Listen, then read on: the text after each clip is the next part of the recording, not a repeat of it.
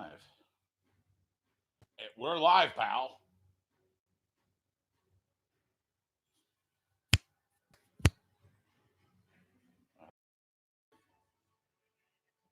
What's up, folks? Stu Myrick. Give me 1 second.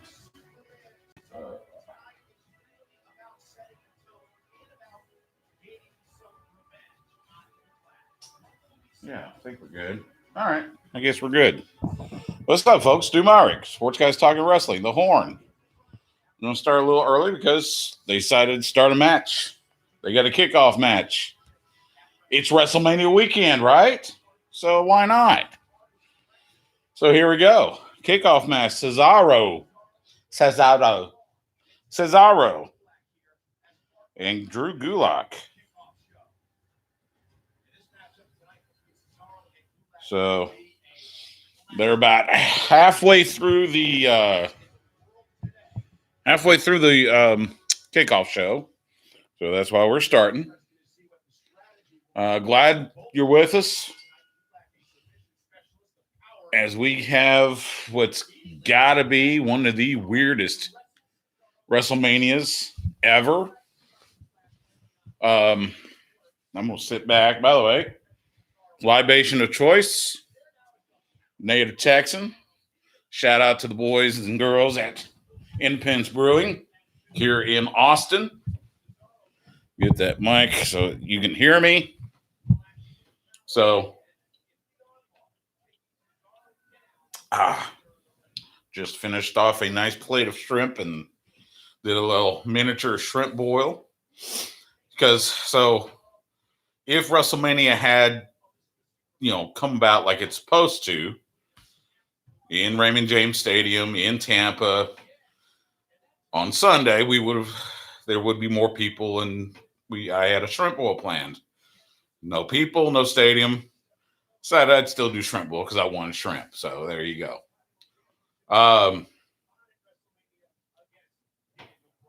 This one will be good. With Cesaro, Drew Gulak, two of the best technicians in wrestling, going all the way back through to their days prior to being in WWE. So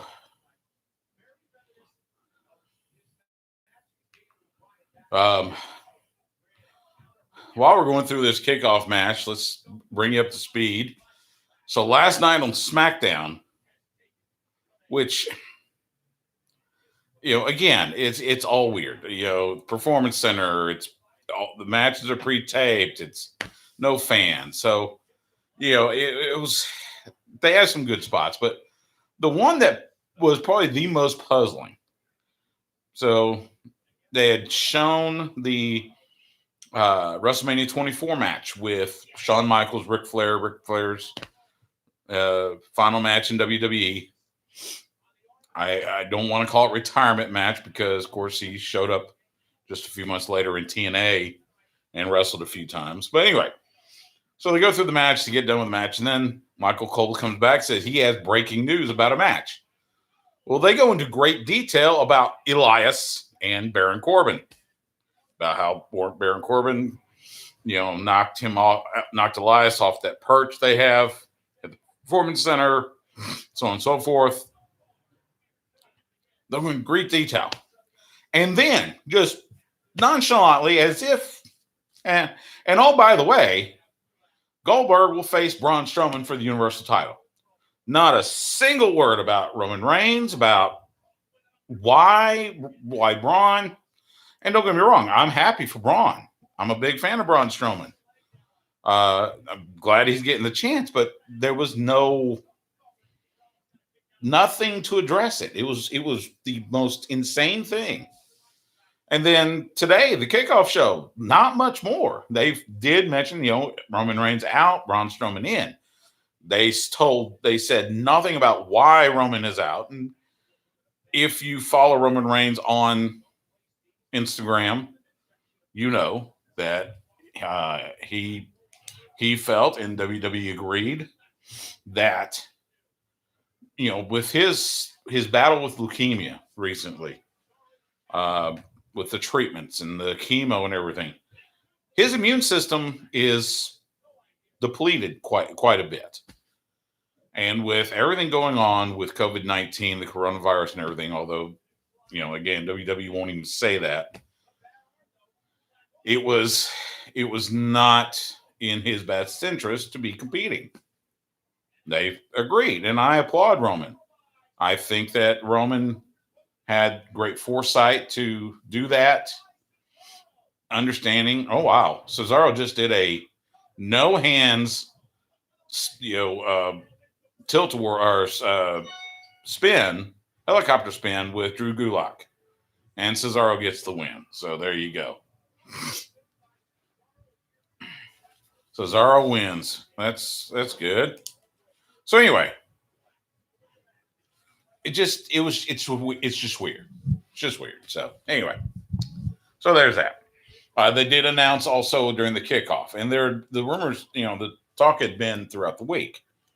So the match planned for the SmackDown Tag Team titles going to be Miz and Morrison, New Day, and Usos. Triple threat tag team ladder match.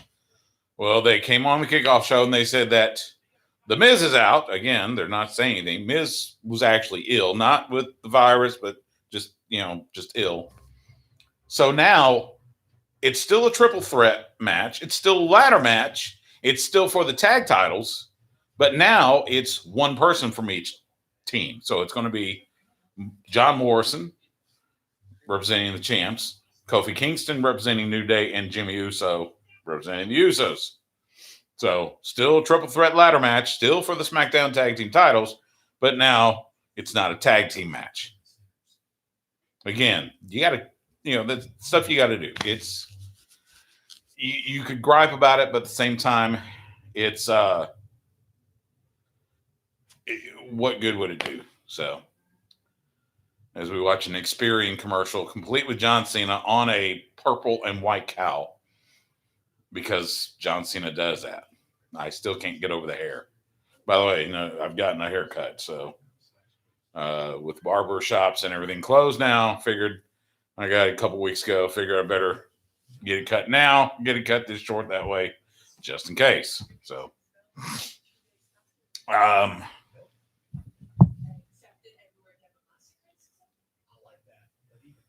so yeah, it's been an interesting build to say the least. One of the things that NetSpend is doing prepaid MasterCards with WWE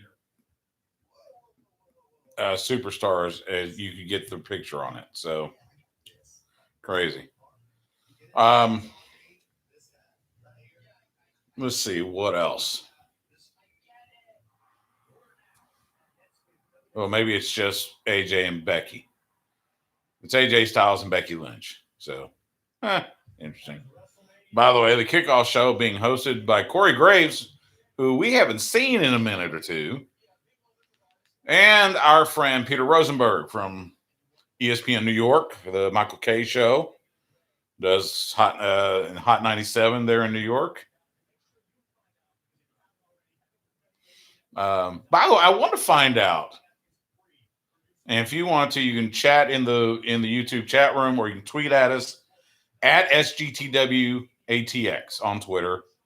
Put hashtag, Hey Stu. There we go. Hashtag Hey Stu. I want to find out who did not get WrestleMania on the network and rather went through either pay-per-view, cable satellite, Fox Sports app, or the Fight TV app. And again, we work with Fight TV quite a bit on giveaways. They're fantastic, but it does kind of puzzle you that you can get WrestleMania for $9.99, or if you're a new subscriber, sign up for a month for free, or you can pay $60 for 2 nights. Wow, just weird. We didn't do picks this week, and Eddie Cross from Fight Night ATX was giving me grief about that. But honestly, I don't know what they're doing. I mean, we've got these matches. They're talking about Aleister Black and Bobby Lashley, which has had no build whatsoever. I mean, this was, our friend Simon Miller from What Culture, he's the curator, I guess, of the Stuff Just Happens. That is a Stuff Just Happens match. No story, no nothing. They just said, let's do the YouTube. All right, go. So I mean, it's hard to pick because there's no story. You don't know where they're leading. So, by the way, shout out to Austin Theory. He's going to get a huge opportunity tonight with tagging with Angel Garza against the Street Profits for the Raw Tag titles. But to get a WrestleMania match this early in his WWE career, and I saw him when he was still with Evolve and with WWN Live, and he wrestled, I believe it was Lions Pride Sports, the great promotion that Houston Carson, the Texas Lion, runs in the Bryan College Station area. Great kid, and couldn't be more excited for him. So, Chad Hastings texted me. So if you listen to the horn during the day, you know that Shirts and Skins weekdays, noon to 3 p.m. Central on the horn has been airing, and Chad, so Trey Elling is back at the Horn Studios in Westlake. Chad has been here as what he calls the Stu Studio. Of course, what I refer to as the Sports Guys Talking Wrestling World Headquarters. It was, so they've been doing this review each day. They take an episode from the new season, the third season for Ozark on Netflix. Well, I've been following along, and today I couldn't help myself watch the rest of them. And I'm not going to do any spoilers. I'm just going to say, wow, okay, just crazy. So anyway, so I texted Chad earlier because I was watching. I think it was the next to last episode, and I texted Chad that said just started episode 9. This is getting incredibly insane. He just texted back, "Yup," because he's finished the series as well. So, and yeah, it is. It just goes in so many different directions. It's just insane. So anyway, check it out though, and then you can hear Trey and Chad break it down every day. I think they do it around 1:30 p.m. Central on the air. Of course, you haven't seen it yet. You may want to tune out during that time so you don't hear the spoilers, but check that out. Oh, by the way, I wanted to give also an update. The Horn, along with our Austin Radio Network siblings, Coke FM and 105.3 The Bat, pulling it up, did a one-day kind of a virtual telethon, I guess the best way to put it, with like over a dozen different media outlets. And this is, I think Fox 7 and Fox 7, KView, KXAN was the part of it. Of course, The Statesman, Austin Chronicle. There were other radio stations. Hell, I can say it. Our friends at Intercom, so Mix and Magic and 1370 and those guys. So they raised $3.3 million, which is fantastic. So everyone that helped, thank you. That's going to do a lot of good for people that are really being impacted by what's going on here in Austin and around the world. It's nuts. And we hope, by the way, I hope, that everybody out there is safe and well, and we'll get through this and we'll get back to going out and doing things like go to wrestling shows and such. But for now, we got to deal with all this. So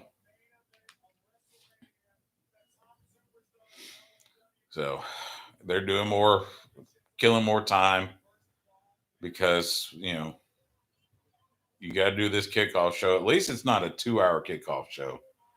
1 hour today, 1 hour tomorrow.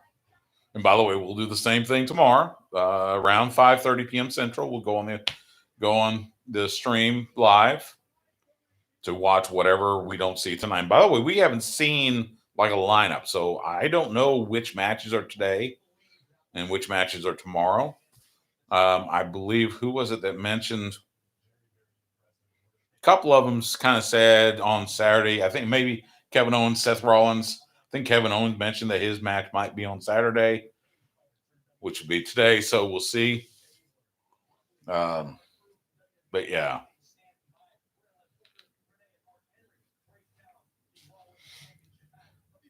they're okay. So they're going to do a segment with WWE backstage.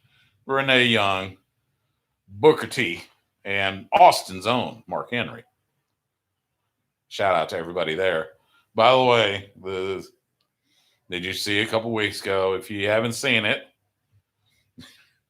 in a very surreal moment and a very funny moment, they're doing WWE backstage on FS1, and it's like everybody else doing it from their homes because they can't be, So you got Renee Young and Booker and who else was it? Oh, Xavier Woods at the time, and Renee Young, of course, married to John Moxley, the current AEW World Champion. And dogs barking in the back. Renee's talking, dogs barking in the background. So she yells something like, "Get the dog." Well, John got the dog and then showed up on camera real briefly, which, one of those, hey, fun moments because you got, a guy that used to be with WWE and now is with AEW on a WWE show. Well, it's a Fox Sports show. It's a Fox Sports show about WWE, but still. So it looks like we might get Becky and Shayna tonight. They're previewing that now. So, by the way, I don't know. The rumors are right now that WWE has enough fresh content in the can to get through, I think, this coming week. So that means Raw after WrestleMania, which, boy, I mean, Raw after WrestleMania is always weird. This one's going to be really weird for a whole bunch of different reasons. But you got a Raw after WrestleMania, I think NXT. I don't know if they've got anything taped for SmackDown, but we'll see. AEW, on the other hand, they taped. I believe it was in Georgia, and my guess is it was at the training school that Cody helps run with QT Marshall and the folks there. So I think they were doing tapings there. So they've got content, I think, for the next few weeks. Now, luckily, they don't have, their next pay-per-view is not until Memorial Day weekend. So, they've got the next few weeks of Dynamite taken care of, and I think they even got AEW Dark taken care of as well. It will be interesting to watch because, yeah, as I mentioned, they have a pay-per-view, Double or Nothing, on Memorial Day weekend. I think it's that Saturday.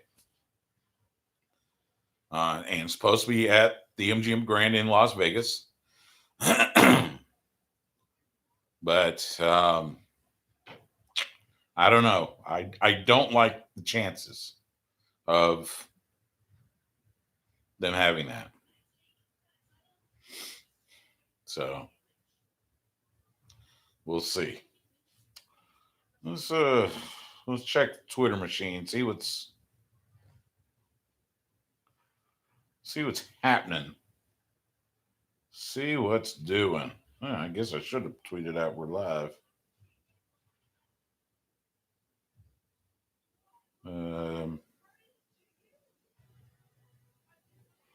Yeah, let me do that right now.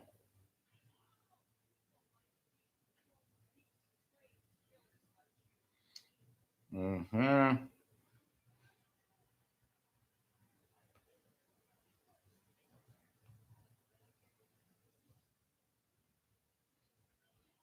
day one of watch along with GTW hashtag E hashtag WrestleMania.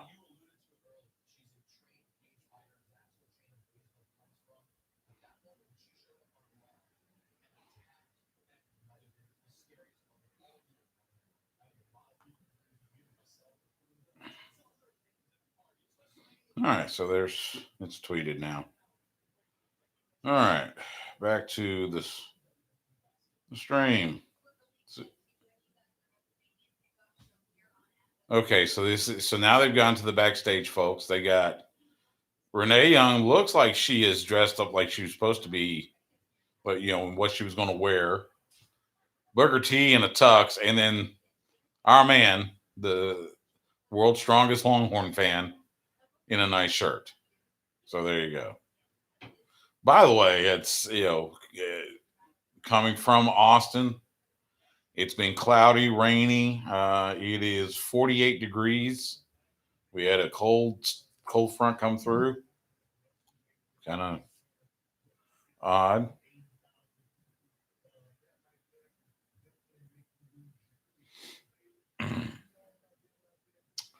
Let's see.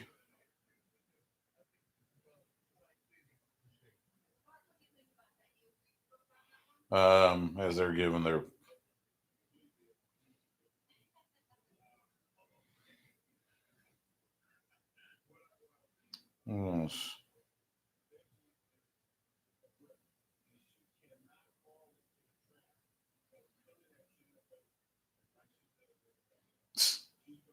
apparently Taz now with AEW pulled out all of his belts. Had to pull gold out of storage, thinking of soaking them with hand sanitizer every 30 minutes. So he's got a picture of his mantle with his ECW world title and his FTW title. So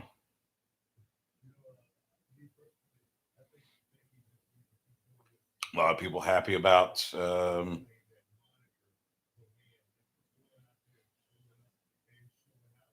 lot of people happy about Cesaro getting the win, that's for sure.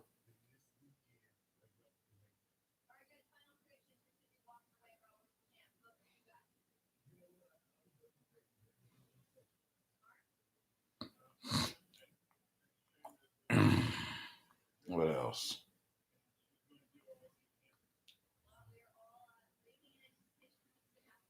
No.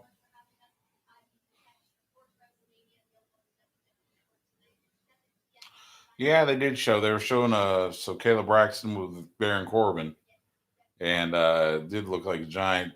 I think Kayla's kind of short. I mean, Baron Corbin's tall, but he's a former lineman. He spent a cup of coffee in the NFL, so but she is tiny.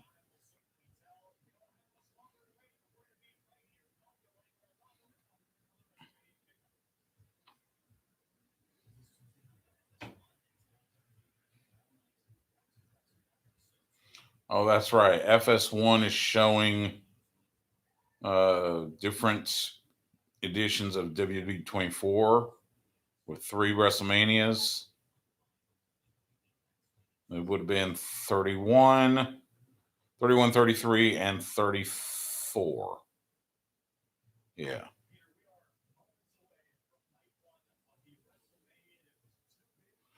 Oh, okay, so I think we do have lineups. Well, let's see if we have a lineup for. I saw our friends at. Actually, let me go back. Our friends at WrestleZone. So let's see. Let's see if we can get night 2, which. All right, so WrestleZone is saying They're not saying much, but they have tweeted out that the list of matches for night 2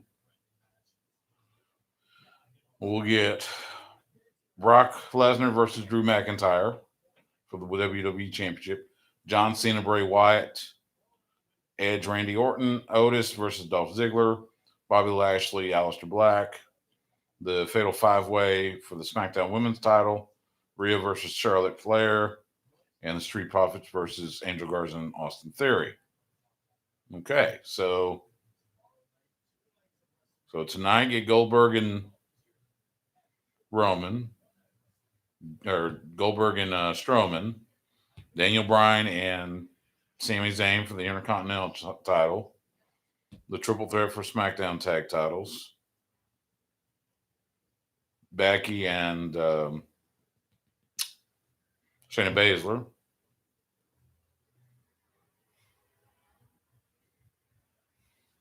I had a list, but oh well.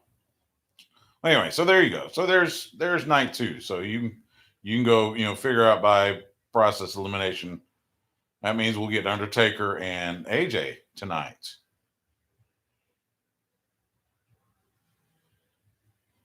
See if John Pollock. Okay, so John Pollock, who is with Post Wrestling. Shout out to John. Tonight, the Boneyard match with AJ and Undertaker.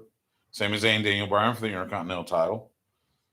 John Morrison, Kofi Kingston, Jimmy Uso for the SmackDown Tag titles. Elias versus Baron Corbin. Kabuki Warriors with the WWE Women's Tag Team titles against Alexa Bliss and Nikki Cross. Becky Lynch with the Raw Women's title against Shayna Baszler.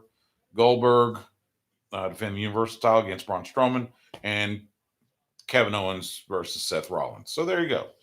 So now we know tonight's. So, by the way, I had to laugh. And great job by Ring of Honor. They put on their YouTube channel a match. There was a match with Kevin Steen, now Kevin Owens, and Tyler Black, now Seth Rollins. I think Tyler Black at the time was the Ring of Honor World Champion. So, and Kevin Steen was calling himself Mr. Wrestling. So there was that.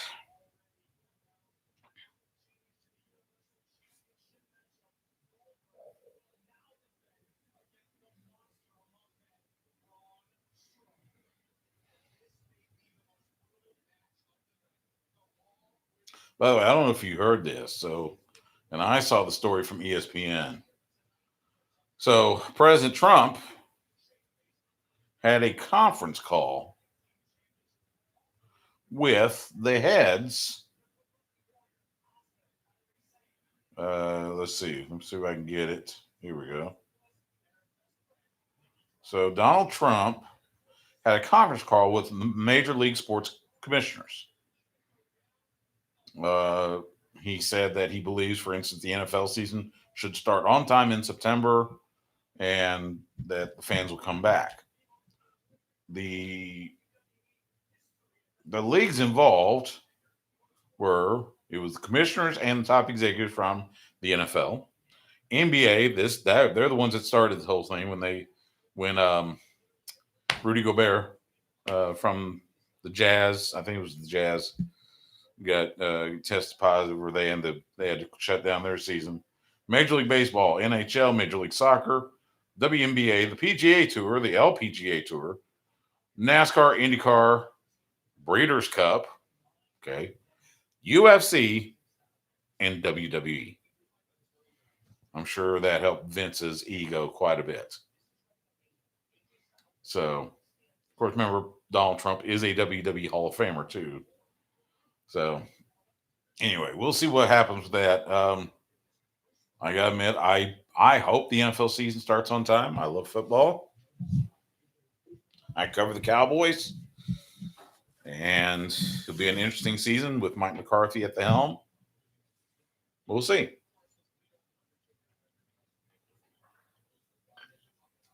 as they preview Undertaker and AJ Styles. Um, Austin resident Undertaker, for that matter. Oh,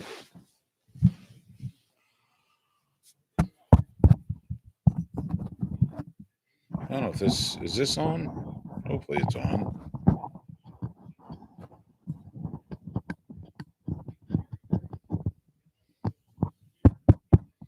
I hope it's going on. I hope you can hear me. So,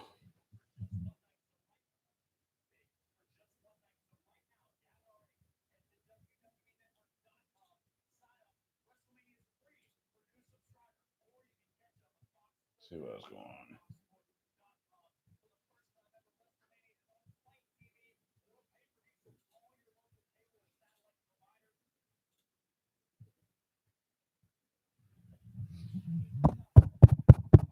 Uh, WrestleMania starts now. All right, so we've done the kickoff show. Yay!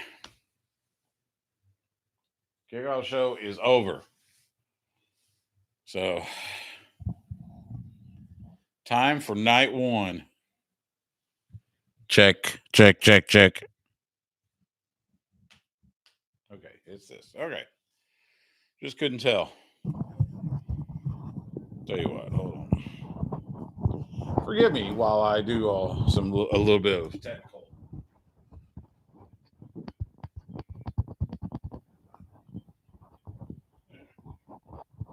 That should be it. Okay. Check, check, check. There we go. That's a little bit better.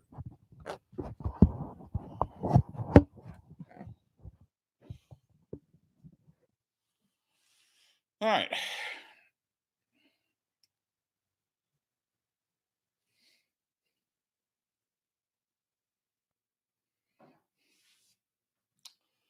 Warning, unauthorized interception or receipt prohibited. So,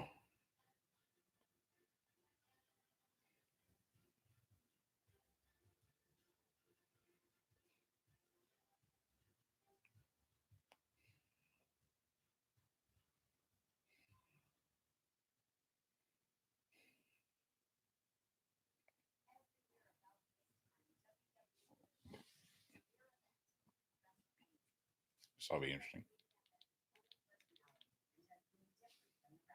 Stephanie McMahon.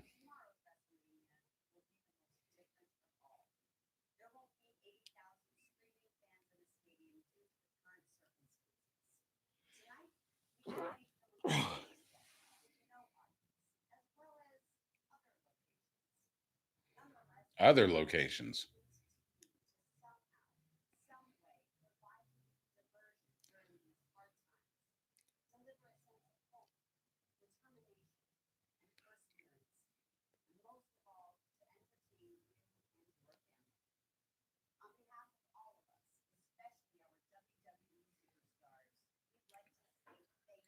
Stephanie McMahon thanking fans for tuning in.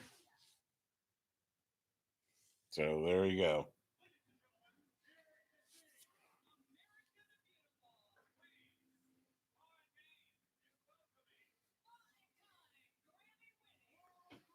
We're going to have, they're still going to do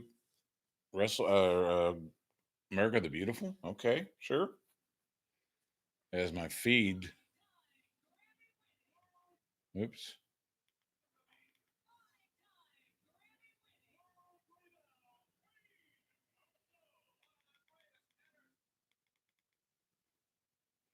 All right, I tell you what, we're going to do something different. Yeah, because it's acting up. So let's do this. Let's do this. We're going to switch feeds real quick while they're getting ready to do America the Beautiful.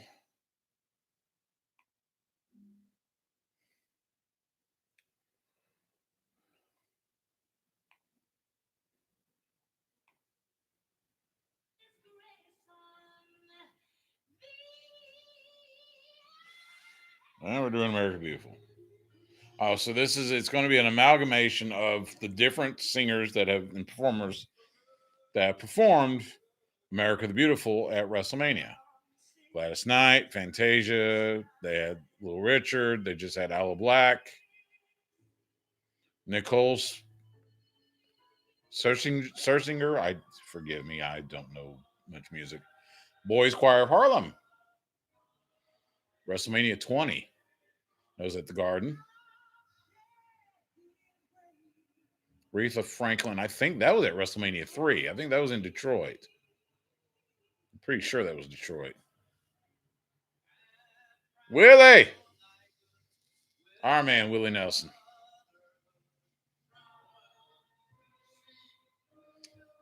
Ray Charles.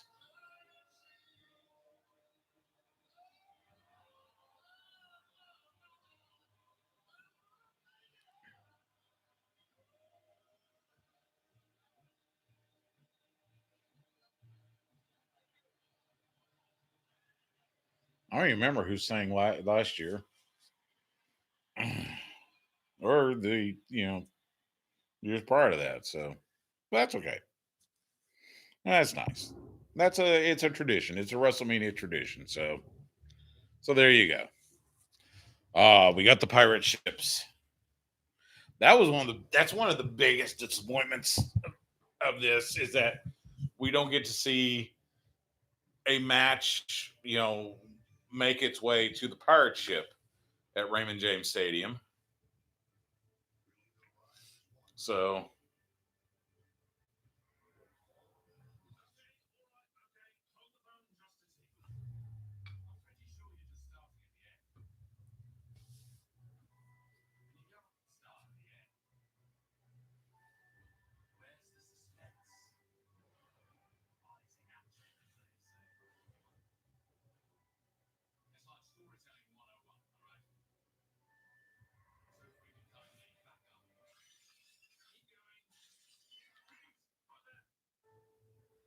okay, interesting.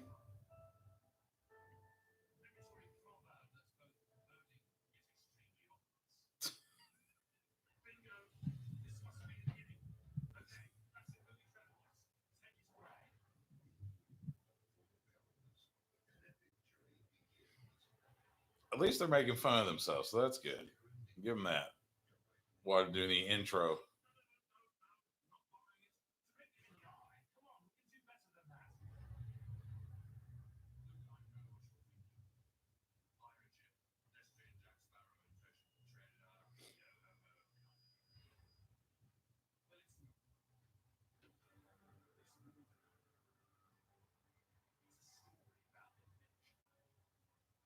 Story about adventure.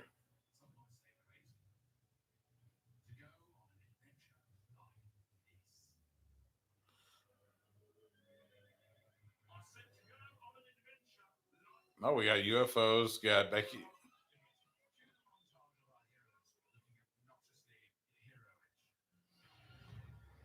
Our heroes looking obnoxiously heroish. This is fantastic. At least Roman's still in the intro. Release the Kraken. Kofi about to fight a bunch of skeletons. Then we get the scenes from, WrestleMania's past with Brock and Cena and Taker and AJ, Shayna and okay, we're just yeah. So there we go. By the way, they did mention tomorrow night's kickoff match is Liv Morgan taking on Natalia. Again, why? Because stuff just happens. By the way, we may get Simon Miller this week on the show, so hopefully hopefully we'll try and make sure the time works, especially with the 6-7 hour time difference between here and the UK. So we're going to try to get Simon on the show, get his reaction to everything. Oh, so we go from that into some ACDC. There we go.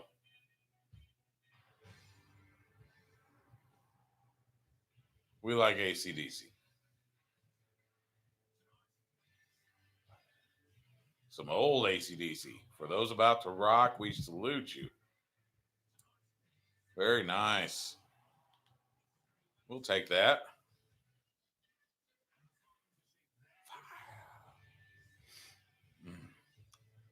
And I know a lot of people are doing watch along, so I'm glad you're joining me for this one. Where did I put my phone? I had a phone. Oh, there it is. Um, yeah, I'm glad you joined. I give a quick shout out. Our man Brian Fritz, Michael Wiseman, getting the band back together for Between the Ropes. They're doing one. They're the ones I was. So I travel with them when it comes to WrestleMania. In fact, Michael and I shared a hotel room. Wonderful roommate. Well, they went to. This was last year in New York. They went to MetLife Stadium.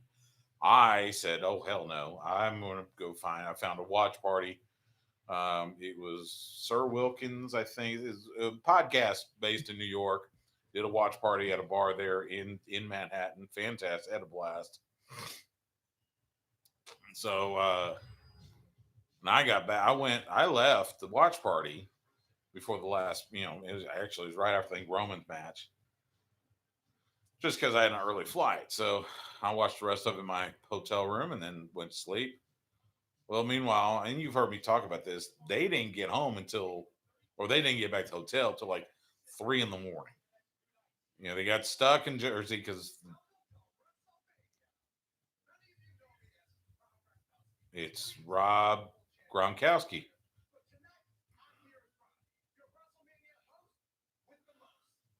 the WrestleMania host with the most.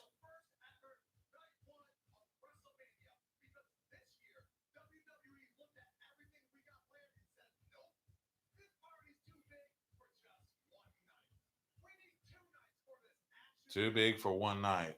I was going to keep a count how many times they say too big for one night. I promise you, if you base a drinking game off of it, you'd be dead before mid card match.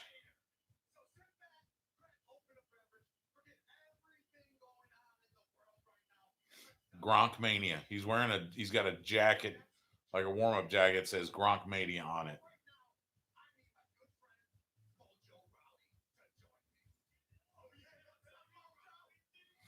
Mojo Rawley. So this evolution of Mojo Rawley, we've gone from hype bro to blue goop guy to mean guy, and now he's back as hype guy with his boy Gronk. So,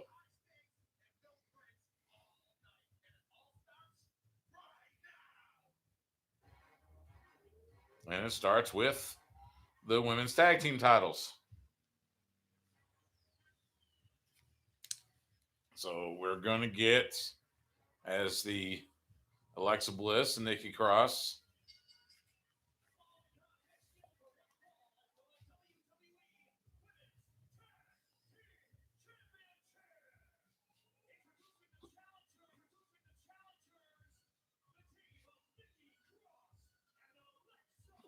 This.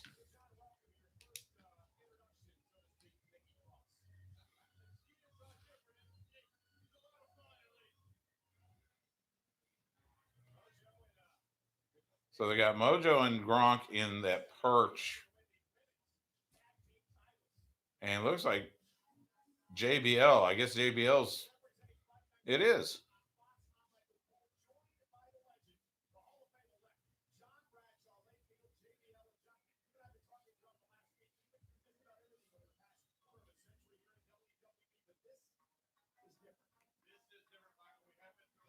This will be an interesting JBL on commentary with Michael Cole tonight as we bring out the champs.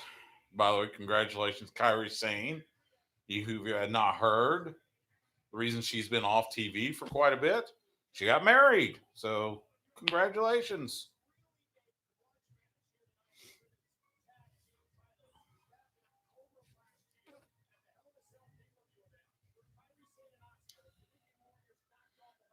It is funny how Kyrie wears the belt around her neck, kind of like Willie Ray used to in TNA. I guess he did in WWE as Bubba Ray Dudley. Shout out to the Busted Open folks, including Dave LaGreca.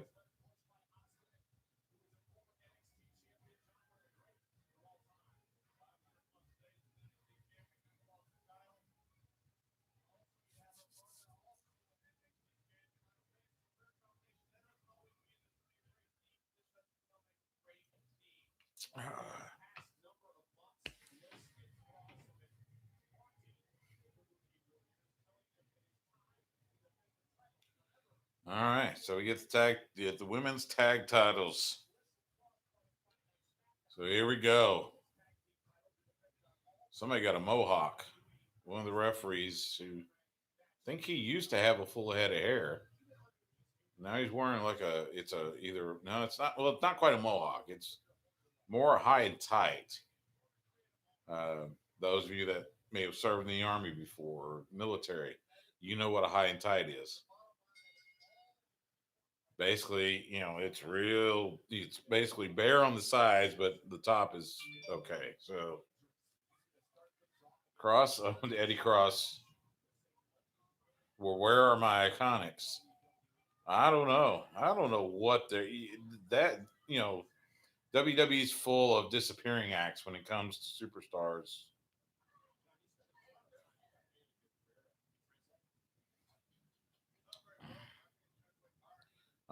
We've heard rumors, we've heard reports that they're being repackaged, but I don't know. It's again, it's weird. So we're starting with Kyrie Sane and Alexa Bliss. Kyrie was admiring. It's weird.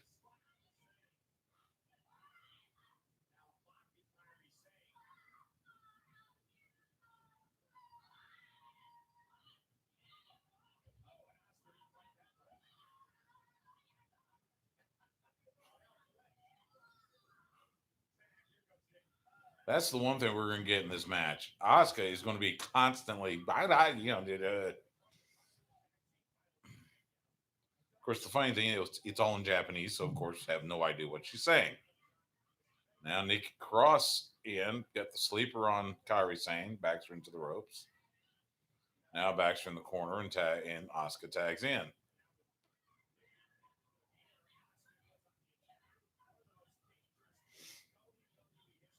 Hopefully, you're watching along. So I'm not going to try to do play by play.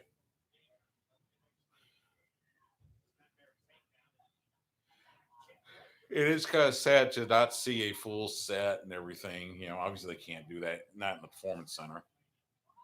They're just using the video walls and the big screen like they have for every other show they've been doing in there. Raw, SmackDown, NXT.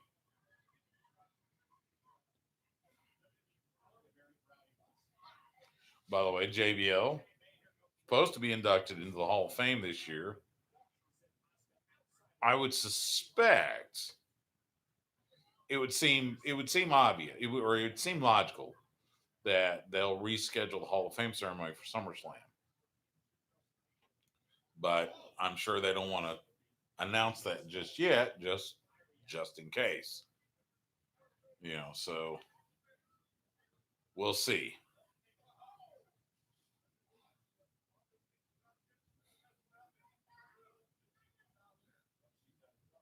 Well, that was nice by Bliss. Now Nikki with the crossbody onto the floor.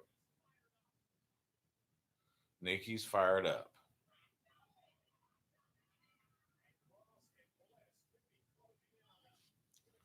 They can't win them in a count out. Yeah, gotta get them back in the ring. Here, Jim Ross. By the way, I posted on Twitter and on Facebook. If you haven't seen it or haven't heard the interview I had with Jim Ross from this past week on the show, um, I'll say it 100 times again. That was a bucket list interview for me. Having watched Jim Ross all the way back, I remember him being a referee in Mid South. That's how far back I've seen him. So that was a really cool thing, and to get to meet him a few months ago when AEW came to Garland up in the DFW area uh, with our good friend Alex Del Barrio, used to work for NXT, of course, and I think Alex is back in the Valley for now. He had a really good gig going with CBS Sports Network doing basketball, but basketball over. Actually, no sports going on right now.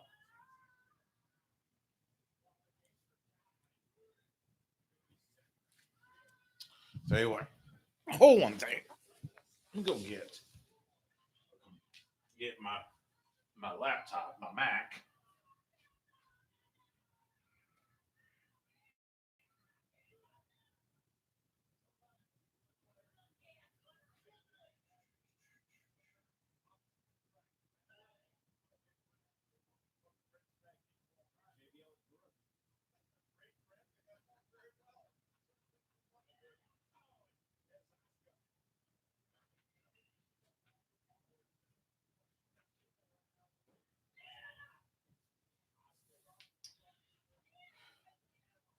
All right, now we got. I can do some Twitter.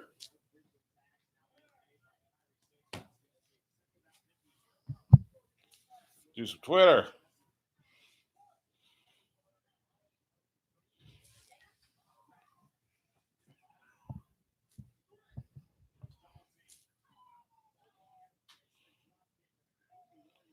Let's see. Twitter.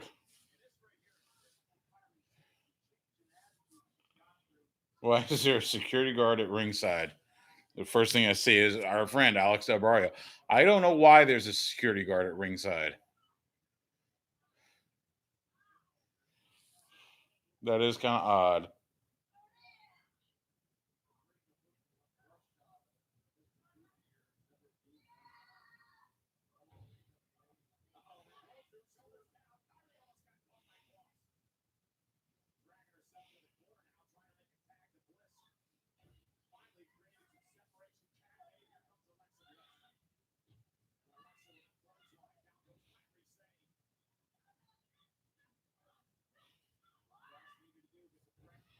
All right, there we go.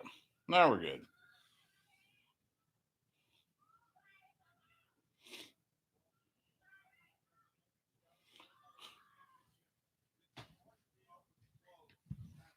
Sean Rice Sapp. We don't need 100 camera cuts. Kerry's laying the punches in. Yeah, the camera cuts are going to get real silly. That's one of the really bad tropes of WWE is those frenetic camera cuts.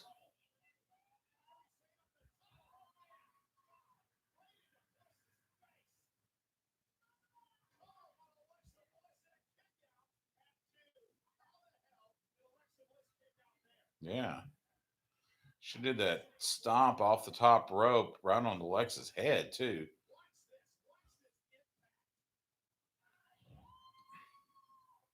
Looks like she got her on the shoulders.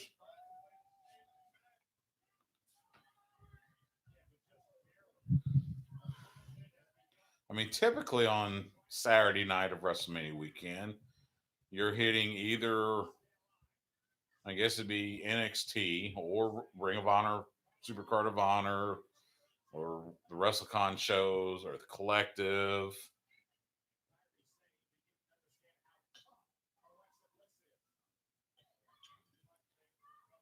Everybody's excited, walking around the city.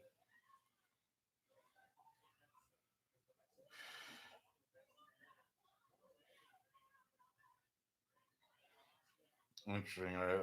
Just saw somebody, Tom Collahue, with matches being pre-recorded. What we're going to be seeing tonight is what the WWE considers the perfect edit and presentation for WrestleMania. Yeah, that's possible.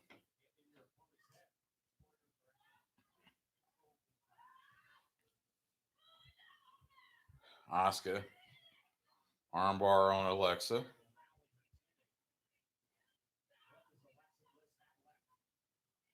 Jim Valley. No, Jim Valley. Why couldn't Oscar and Kyrie host WrestleMania? I understand them better than Gronk. No, Jim. For the love of God, no. You may be able to understand Japanese. Most of us don't. I like Gronk.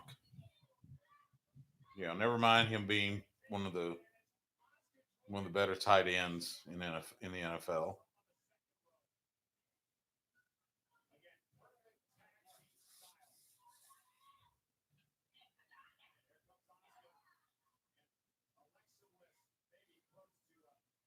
Am I seeing? I gotta check something.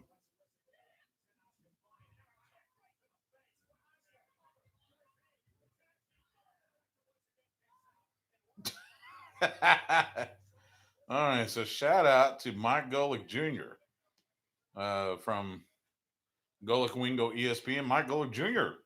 checking out WrestleMania. So real good guy.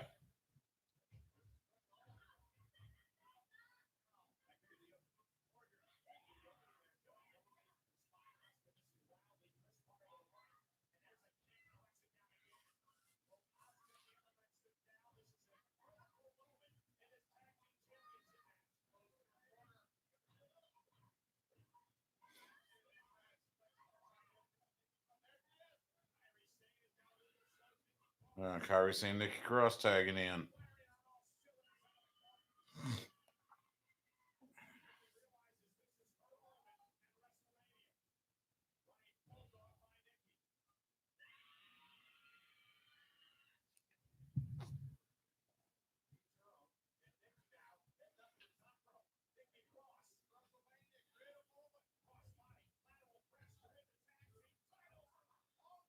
2 kick out.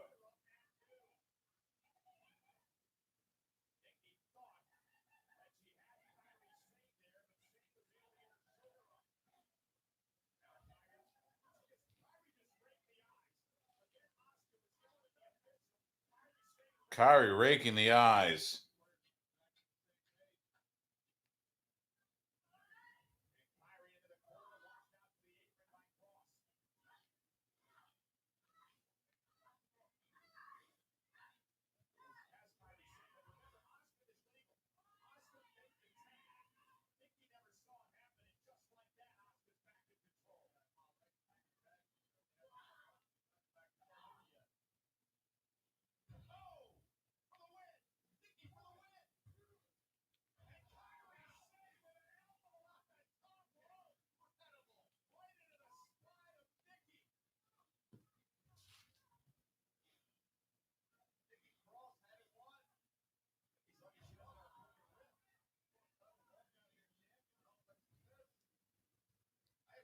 Yeah, we got up and down. Yeah, Kyrie Sane hitting the insane elbow.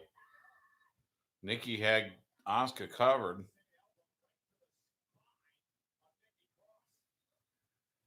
Now both of them selling.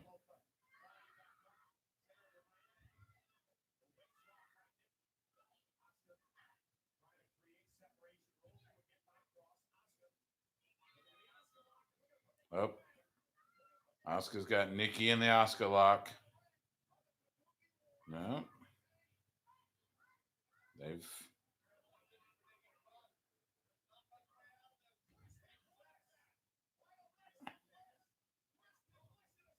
spear by Sane.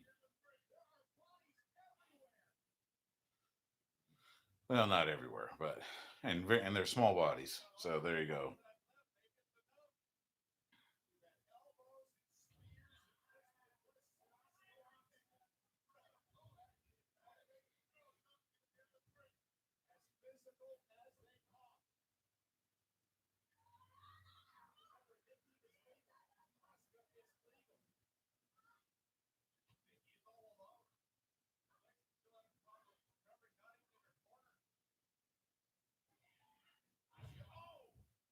Mm.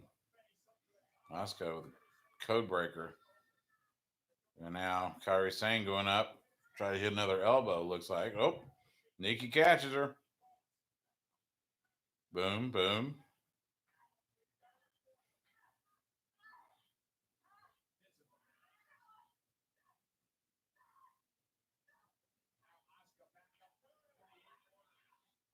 Now we got Asuka and Kyrie beating up on they're both on the ropes. Now what?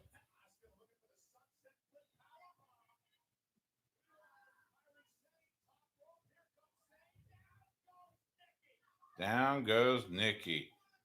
Nope. And Nikki kicks out.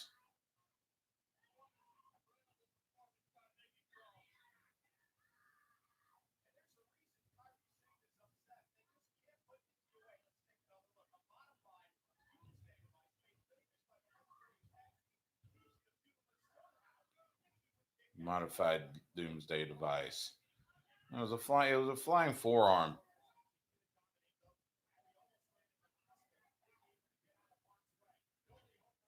Ooh, Asuka into the ring post. Now you got Nikki and Kyrie. Misses with the Judas effect. Kyrie trying her version of Judas effect. Ah, here comes Alexa. Alexa going up. Could we see? Twisted Bliss lands right on her legs. And we got new champs. We got new champs. We got new champs. Nikki and Alexa are tag team champions.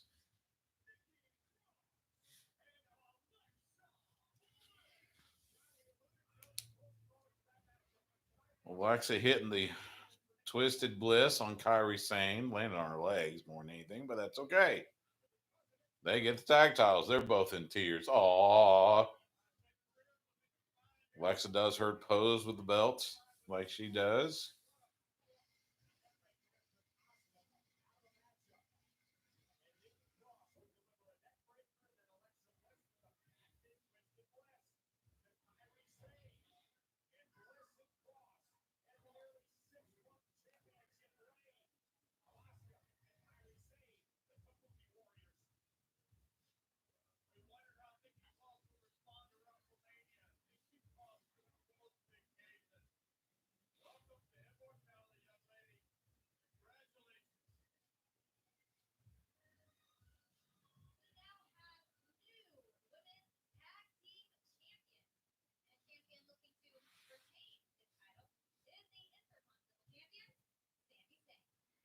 Taylor Braxton and Sami Zayn with Shinsuke and Cesaro. Cesaro. So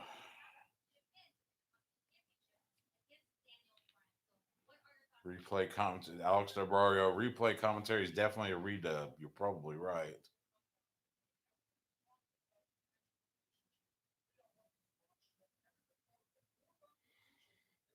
It's like overall positive comments for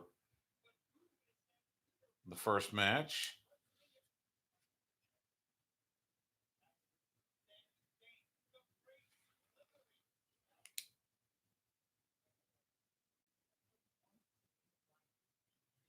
So, oh, this is Simon Miller. That was fun stuff. Good stuff. Now give me the boneyard match.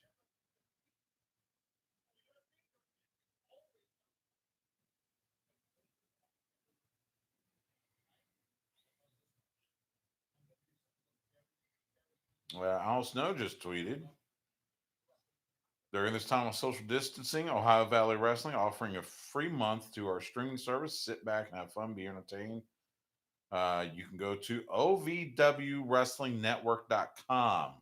Check that out. So, quick shout out to OVW, Al Snow. We had our boys, the War Kings, Godzilla Jax Dane, and Crimson on the show a couple weeks ago. Good to hear from them. Especially Jax, one of our oldest and dearest friends.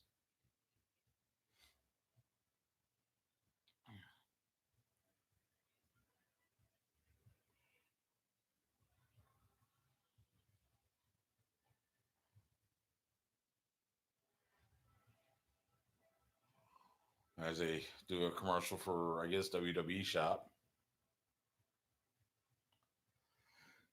Oh, excuse me. Um,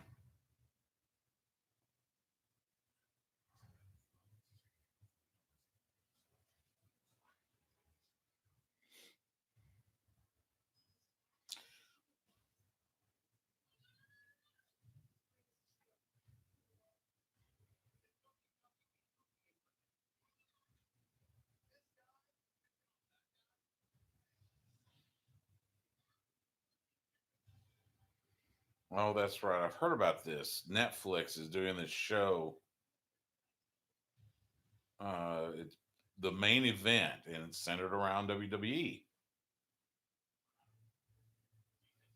or it might be a movie. I don't know.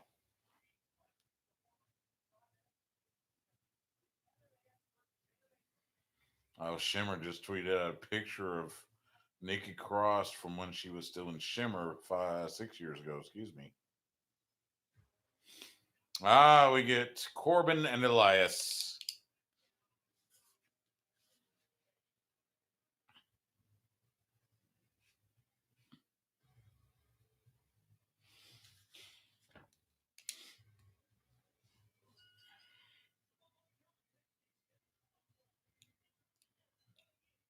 King Corbin.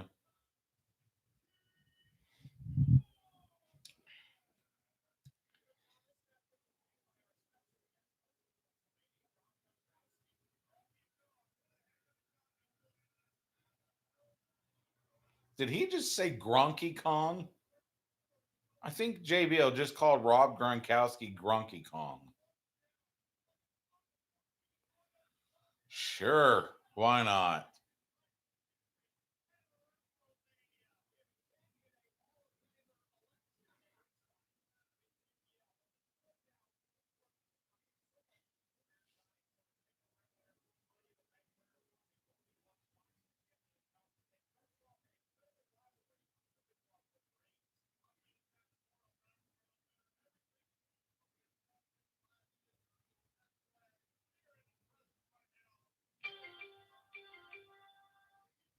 And of course, ESPN letting everybody know that Alexa and Nikki won.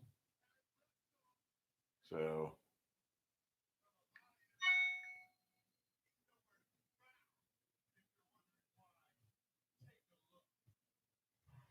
we're gonna replay the where he threw him off the perch, complete with sound effects.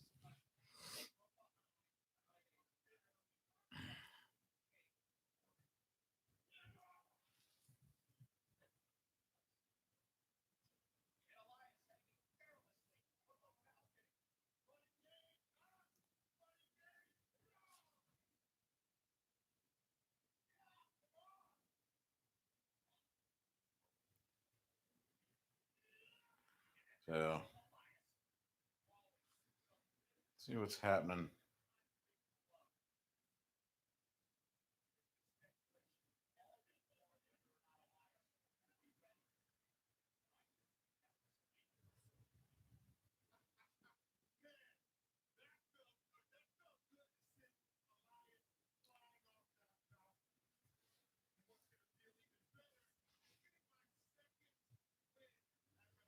So they put the giant. I think they put the giant WrestleMania sign just on one side of the ring. Oh, and by the way, another thing that yeah, Corbin wants to count out. Um, oh, there's a strum, guitar strum. Hey, it's Elias. By the way, our friends at New Japan, and I believe Ring of Honor is doing this as well. So New Japan is going to do on NJPW World. They're showing their two of the biggest events from last year.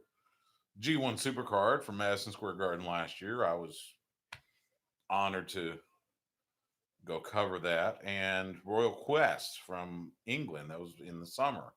So go to njpwworld.com, check those out.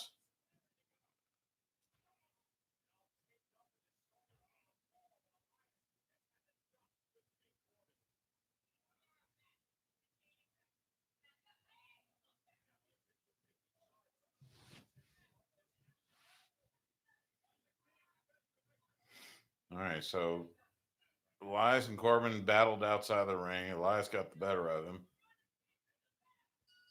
and we've rung the bell. And now Elias going after Corbin, beating the snot out of him.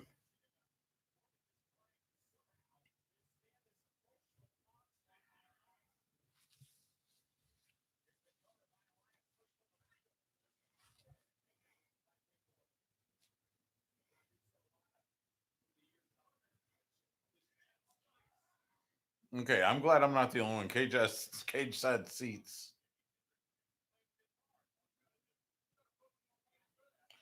So too.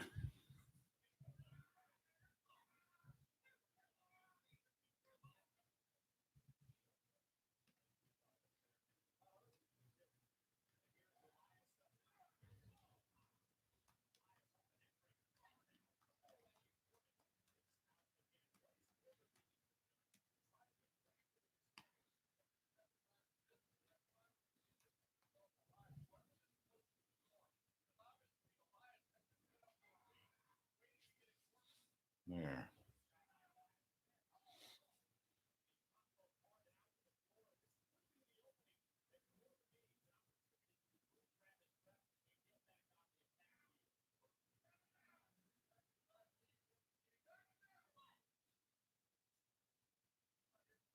Mm. Now we're. But yeah, I think they have the WrestleMania sign that they've been using at Raws in arenas.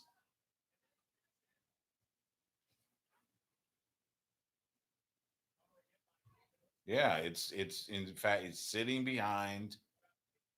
Um, yeah, it's sitting behind Michael Cole and JBL. How funny is that? Well, can't have the sign going to waste.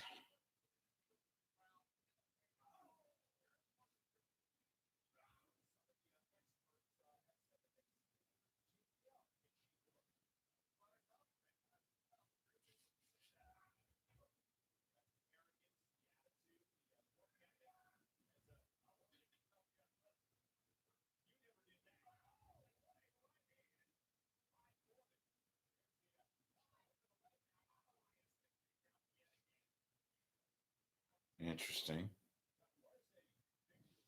How long is this match going? That's going to be the weird thing. I mean, you can't have these matches go too long because there's no crowd to you know dictate kind of the feel, the pace. So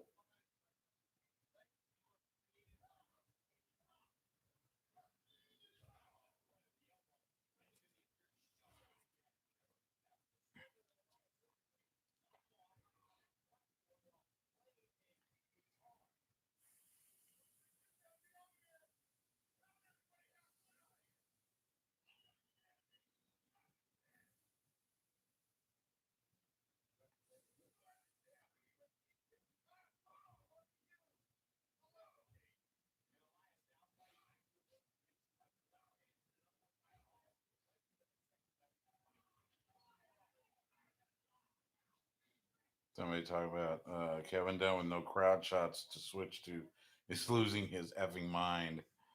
You're probably right.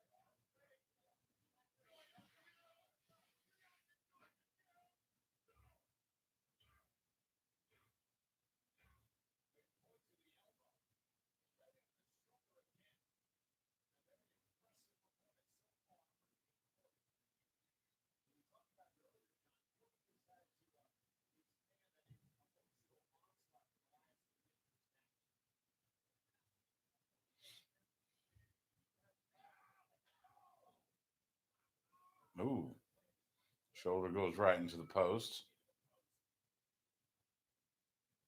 Interesting. What else is going on?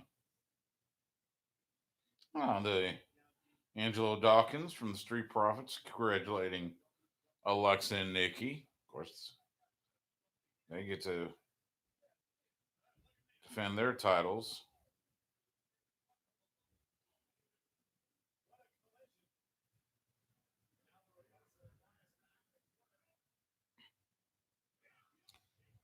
will say this. Yeah. Who was that said it? Where'd it go? Wrestle Addict Radio. I appreciate these wrestler and referee interactions now more than ever. It is kind of weird seeing, hearing those now, with no crowd noise covering it up.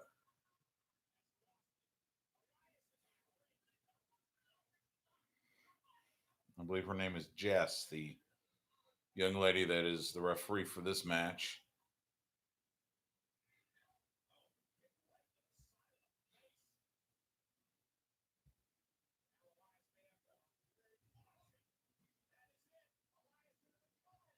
Elias with a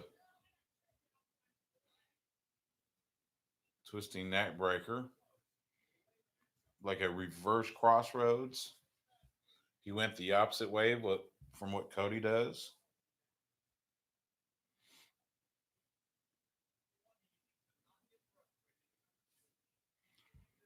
By the way, on this day, thanks to Ian Riccaboni, on this day in Ring of Honor history, 2014, Jay Lethal won the Ring of Honor World Television Championship, defeating Tommaso Ciampa with a bit of an assist at Supercard of Honor 8 in New Orleans.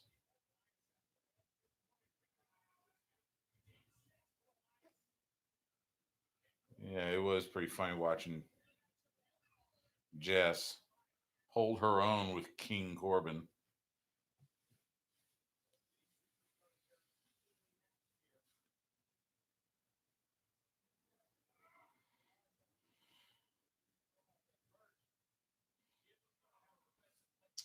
And I got first, I've seen a few. Renee Young with, okay,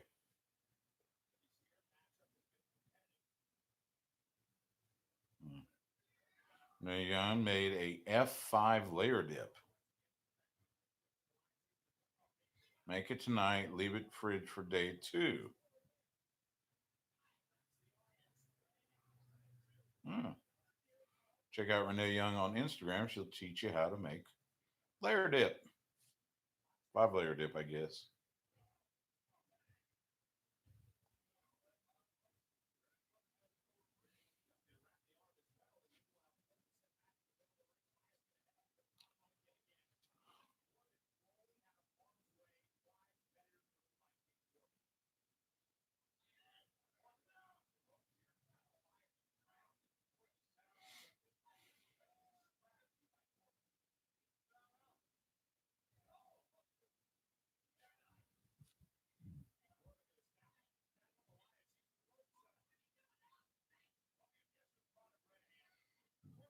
There you go. Way to go, Jess. Now he's gonna roll him up. And Elias got the tights, but it was away from the referee's view. So Elias wins. There you go.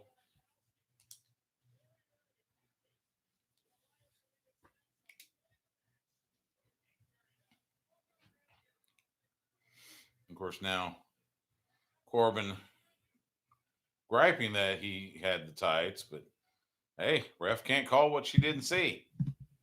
We learned that long ago from Jesse the Body. Ooh, that's right. Started the match breaking the guitar over his back. Justin Barrasso. In terms of WrestleMania matches involving a king, I'll rank Cretan Corbin Elias above Jerry Lawler, Michael Cole, but the best WrestleMania royalty moments were the crowd involved Macho King Randy Savage at WrestleMania 6 and 7.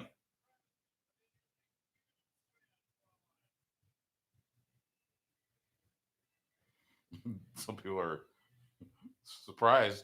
Elias actually has theme music. Yes. You don't hear it very often. So,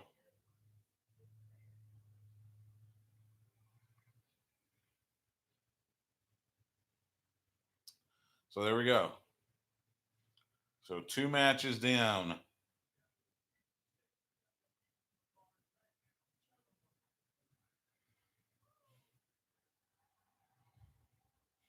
Not bad. It's still weird. Excuse me a moment. Let's get another cold one. Talk amongst yourselves. There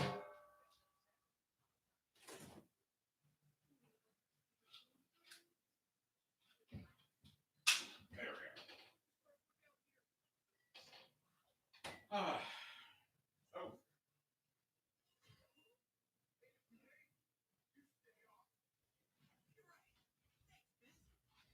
thanks, Miz. By the way, my shirt of the day. So I've been doing these wrestling T-shirt of the day as long as our COVID-19 thing happens, because working from home and such. So this is the shirt from WrestleMania 32, which was my first WrestleMania live at AT&T Stadium in Arlington, not Dallas. They kept saying Dallas, but it's Arlington. Are we getting?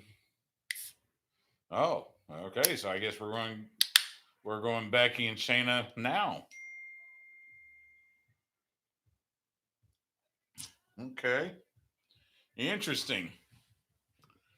Anyway, yes. So this was uh, the only one I've been in the press box for. Probably because again so we call this Sports Guys Talking Wrestling for a reason. I'm a credential. I hold season credential with the Dallas Cowboys, so that gets me in the press box for a lot of different events, including WrestleMania. Shout out to good friend Scott Agulnik from their staff from the Cowboys. Hung out with him at the Dick and Jaws Cigars with the Stars party in Miami during Super Bowl week. So, meanwhile, what's going on with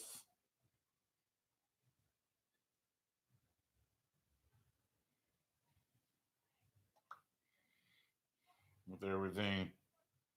Let's look at Facebook.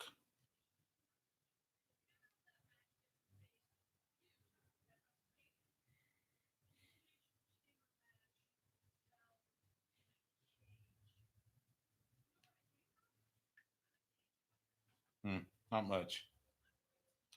All right, so we're gonna get.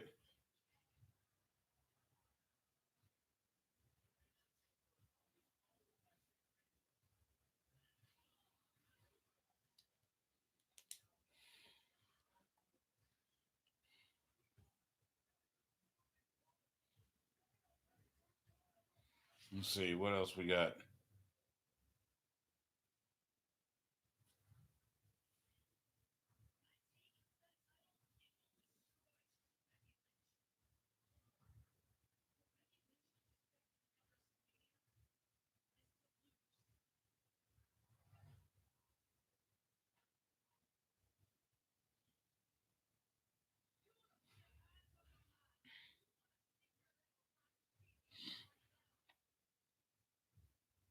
What's going on? Not a whole lot. A lot of people are, you know, people are puzzled that they're doing uh Becky Shayna this early. I mean, this is like the third match of the night, if you don't count pre-show. So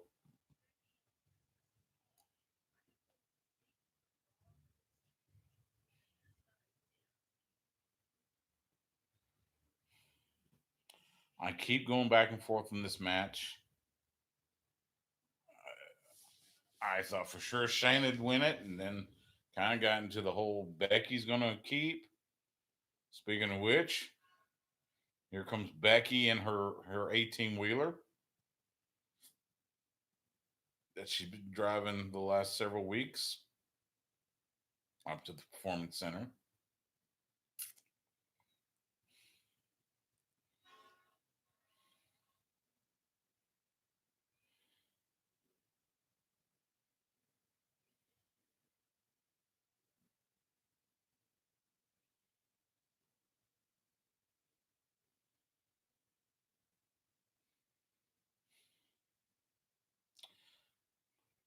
But yeah, I've been going back and forth. And of course, the interesting thing is, what do they do with Becky if she loses?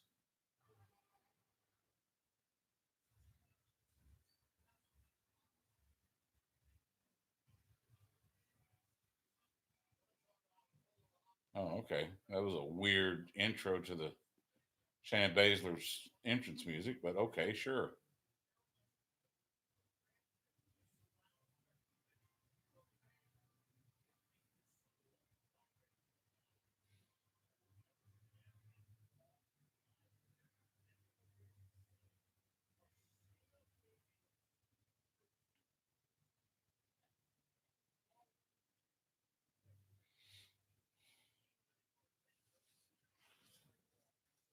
So you get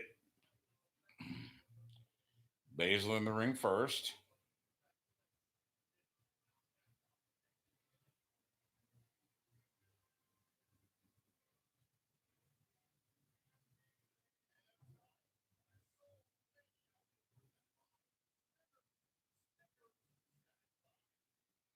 They switched commentators.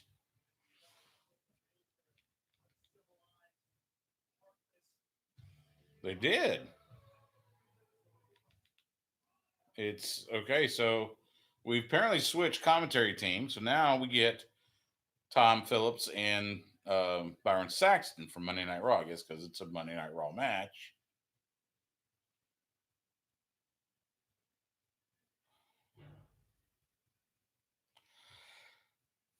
Oh, excuse me. Woke up too early this morning.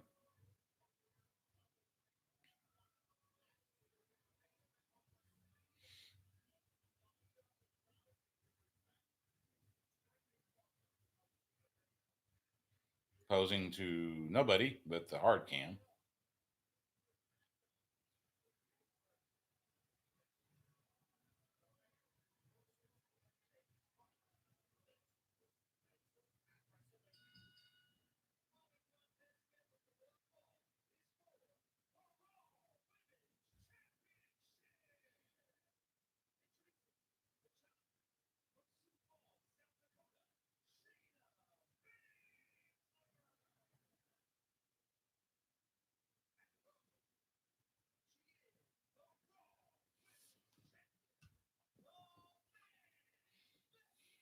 If she loses the title, is Becky Lynch no longer the man?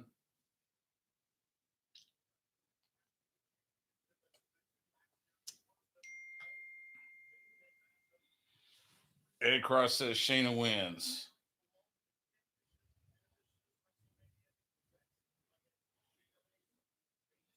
Like I said, I'm going back and forth on this.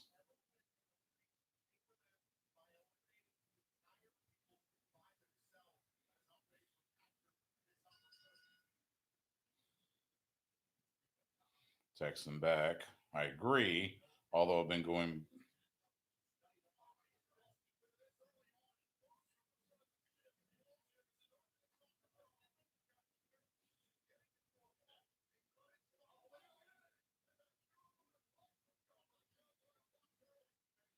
Ooh, got the clutch early now. We're outside, right in front of the commentary table.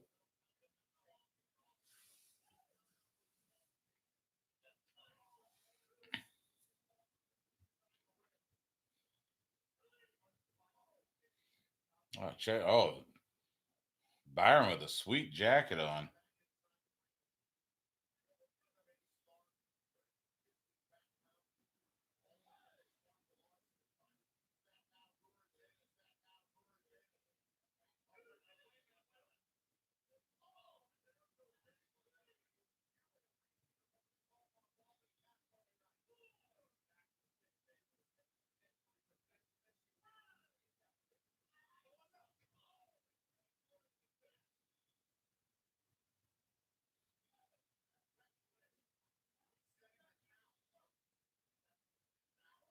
Oh, damn. Becky just put Shayna into the steps.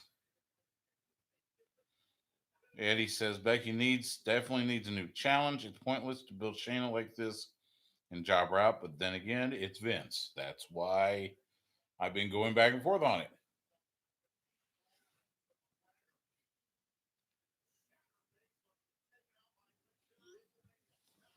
It's technically exactly.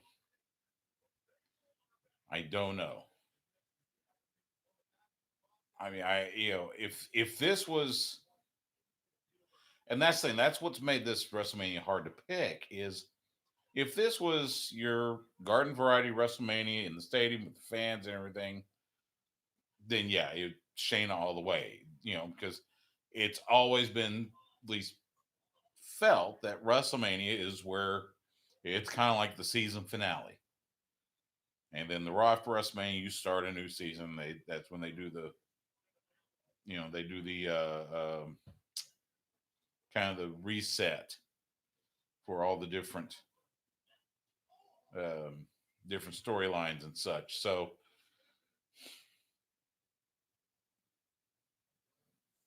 but this one, I don't know. I mean, they could still do some resetting of storylines, especially if the rumors are true. Ooh, Becky trying to get the armbar on her, but ain't gonna happen. Ooh, Baszler trying to get the nice going back and forth. But yeah, if the rumors are true and they only have enough content taped to last them this week, they can't tape it the performance center. Florida's under stay at home order. The governor Ron DeSantis signed that the other day, so can't go to the performance center. I mean, I suppose they could find a wrestling school or somewhere,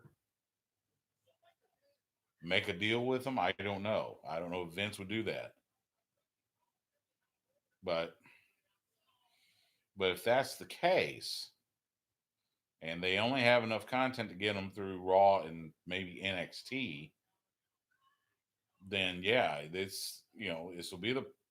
It still feels like it'd be a good time to just season finale, and then you pick back up whenever you can do new matches, whether that's tape them or, as we all hope, everything gets back to normal and we start seeing shows and arenas full with filled with fans.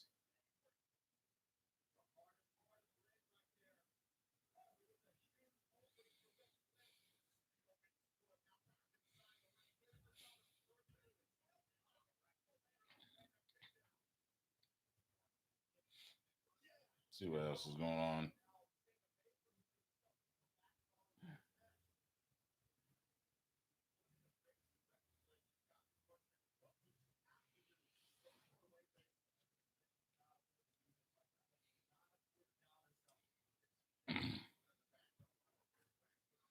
Alex Del Barrio. We used to do Performance Center live events every few months, often involving talent wrestling in their first match or matches. The veteran NXT talent would produce matches. Those that weren't on the card sat ringside as fans. Wish we could do that, but I understand why not. Yeah, I mean, even with what um, AEW's been doing with their shows.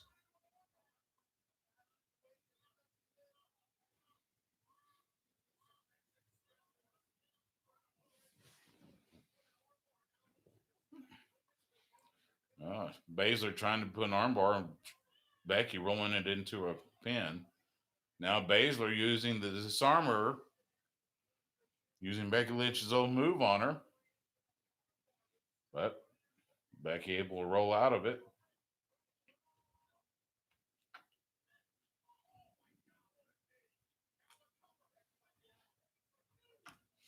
1, 2, kick out.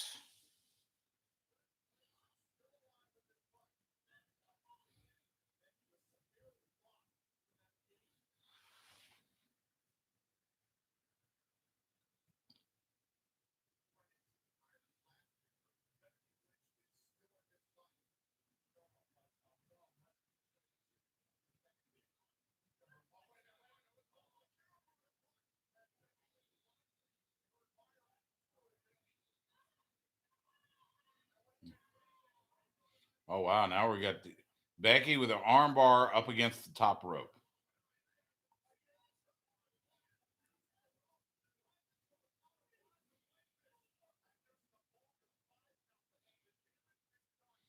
I want to read this too. Justin Barrasso, our from Sports Illustrated. Instead of getting more accustomed to empty arena matches over the past few weeks, the thing that keeps sticking out is the bizarre nature of it all. Wrestling specifically functions with a live fan base, and it's just so strange without one. Exactly. And that's what we've been saying that, you know,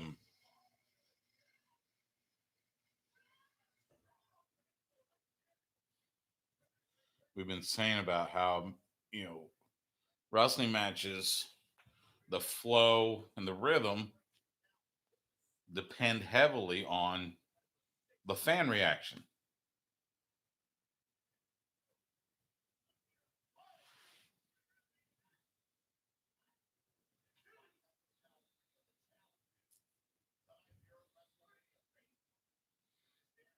Interesting. So Becky Lynch tweeted this, what it says 9 hours ago. Whatever happens at WrestleMania, I will always be grateful. I will fight as hard as I can, but it's not the same without you all there with me, talking to fans. Seems to lend itself to Becky.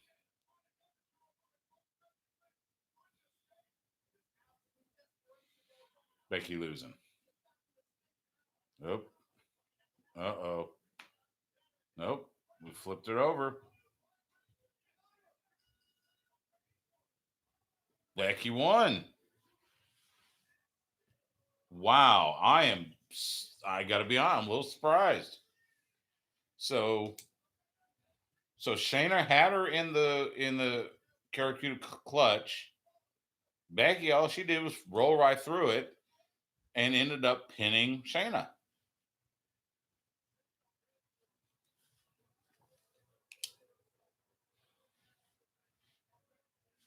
So there you go. Still, she's still the champ. Somebody keeps saying there's a fan. There is a fan in attendance. I don't know if it's a fan. It's probably just somebody, one of the staffers. Yeah, roll through, pin the shoulders. There you go.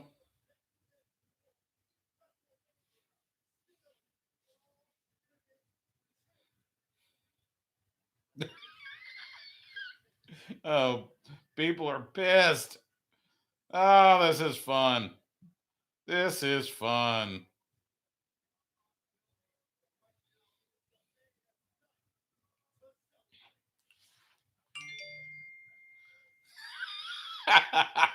Including Eddie Cross, who says, insert expletive, effing Vince. Oh, that's fantastic. I yeah. Becky was plus 140 on our friends at betonline.ag. Let's see. Russell Attic Rail, that was disappointing.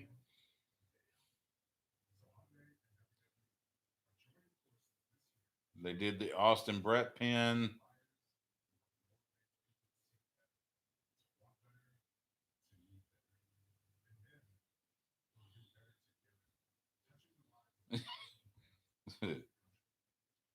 If all the faces walk away with their titles, then we let the Corona win.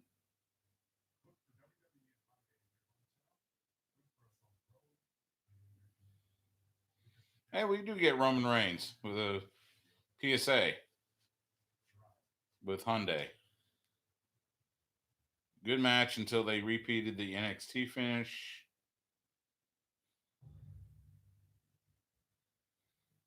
People are shocked.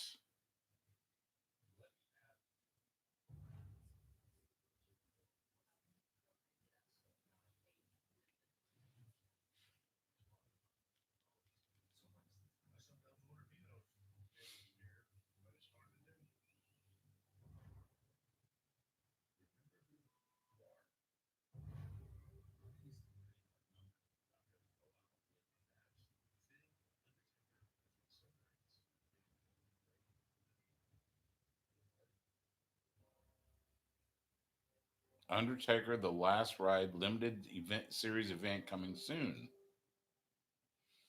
Exclusive first look immediately following WrestleMania tomorrow night on the WWE Network. Interesting. Okay.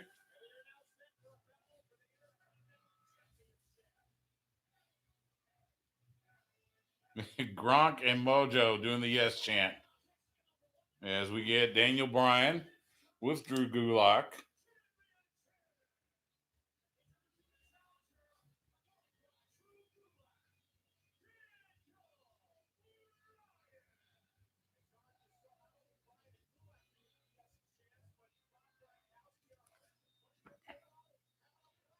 I guess this was.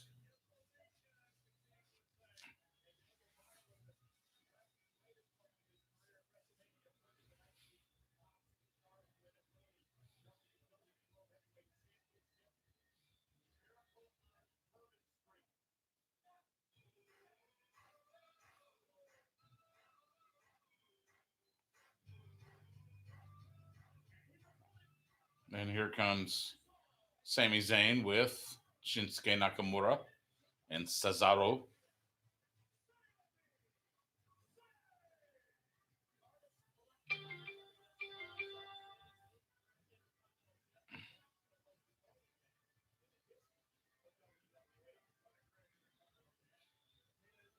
Meanwhile, MLW is doing their show tonight on BN Sport with.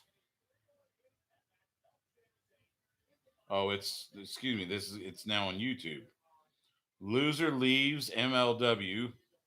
Mance Warner versus MJF. Gee, I wonder who wins.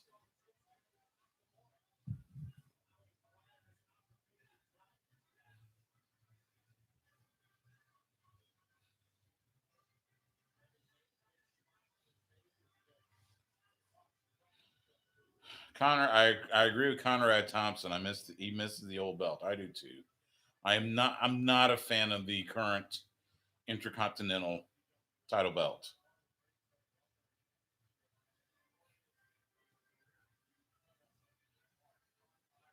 Grant Sammy looks like he should be in the Cuban army or something.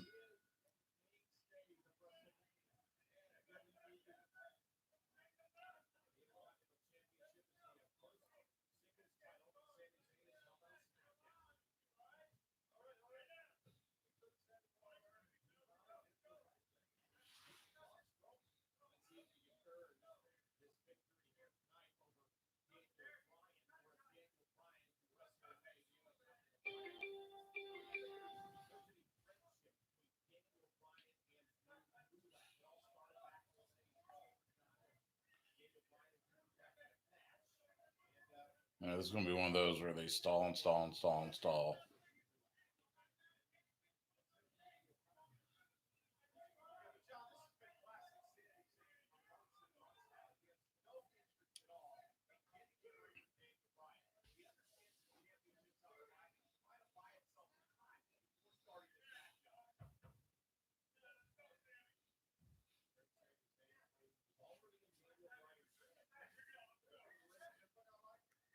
All right.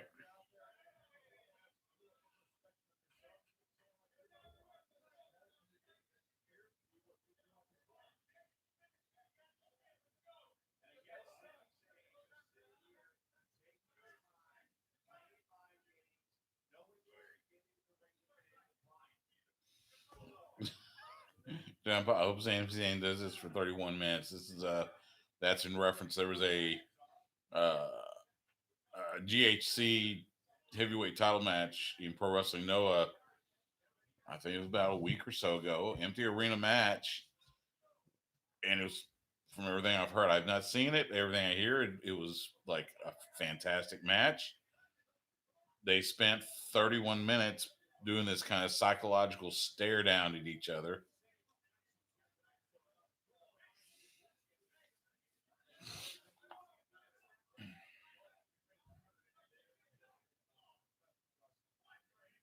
So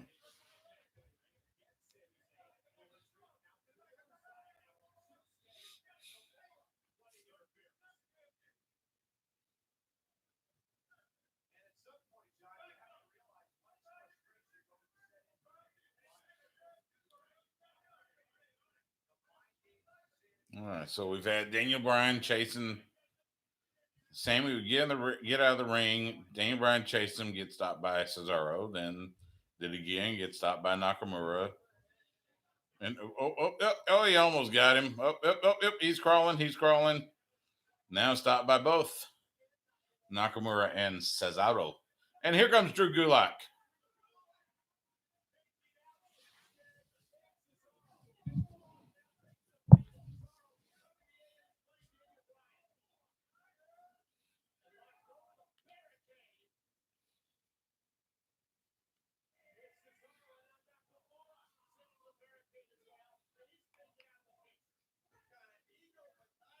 There we go. Meanwhile, Gulak's taking care of the other two Nimrods.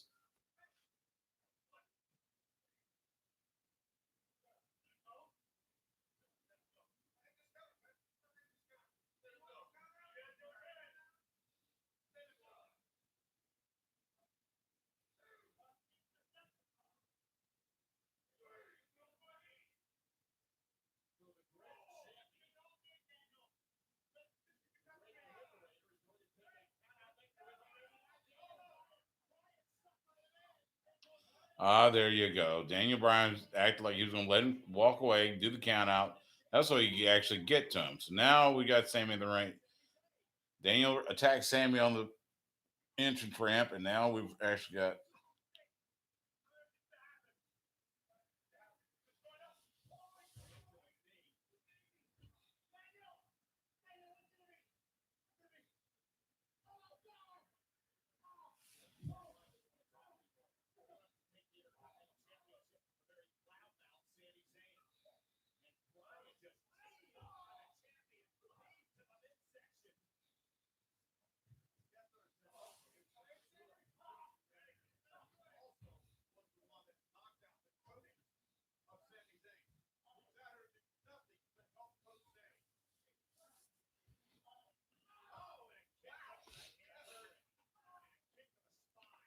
Haven't really seen much as far as.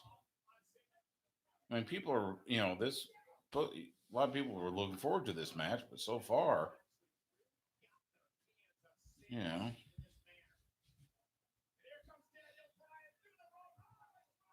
Oh, damn. Daniel almost posted himself in the barricade.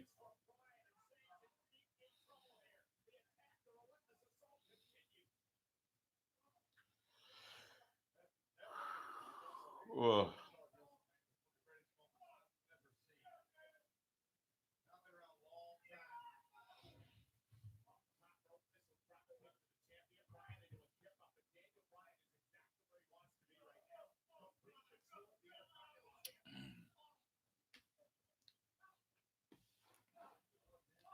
Oh, this is.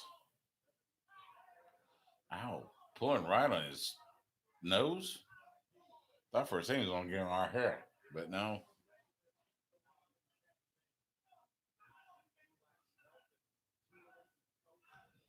Drew Gulak still on the outside. Have not seen.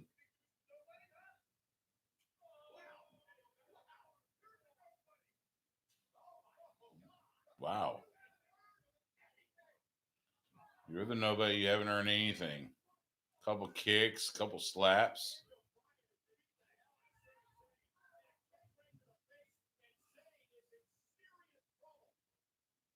Zayn is in serious trouble.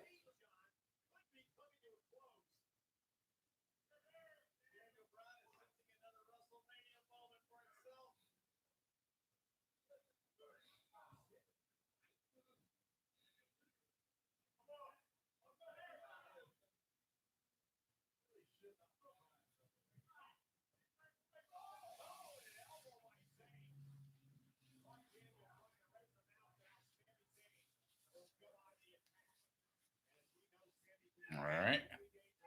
Now Sami Zayn on the offensive.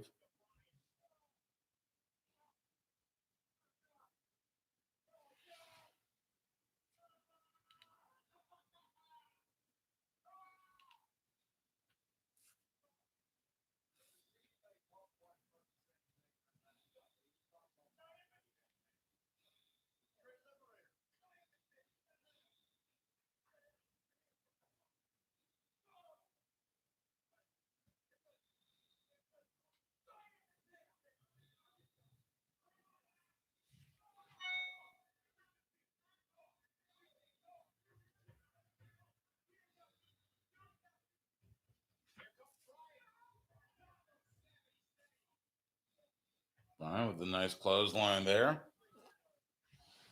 And the yes kicks.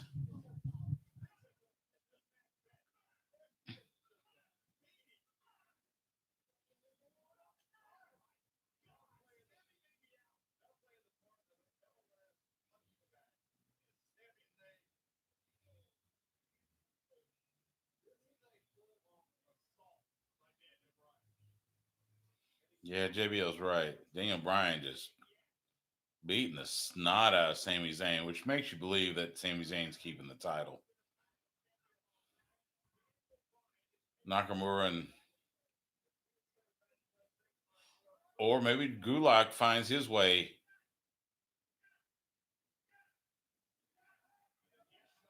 Nope, here comes Nakamura and Gulak or Cesaro sends Gulak into the stairs.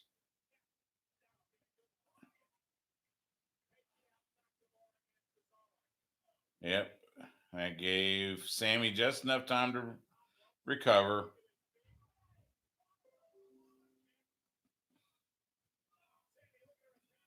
Beat him, kicked him, and there he goes. Yep, Sami Zayn retains.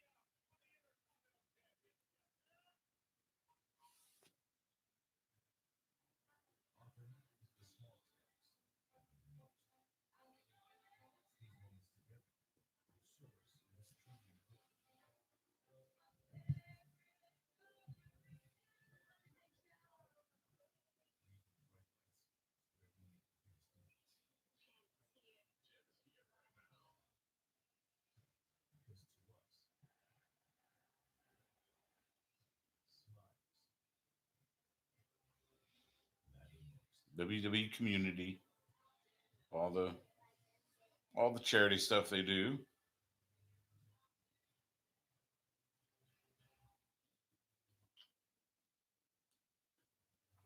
So we are halfway through the card at right at 7:23 p.m. Central.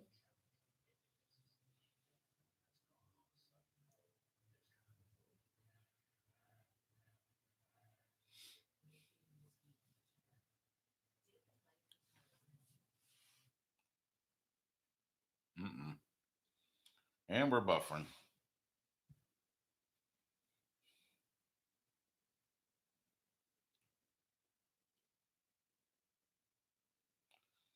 Uh-oh. That's not good.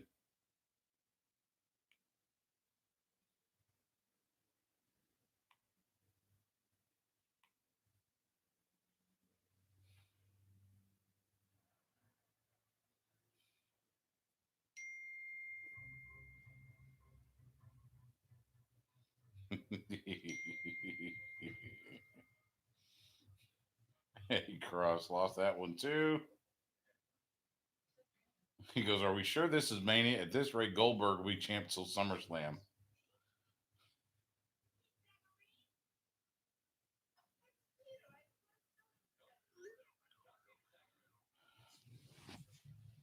So we'll see. Fresh ground nut butters. All right, we get the triple threat ladder match for the SmackDown tag titles that doesn't involve tag teams. So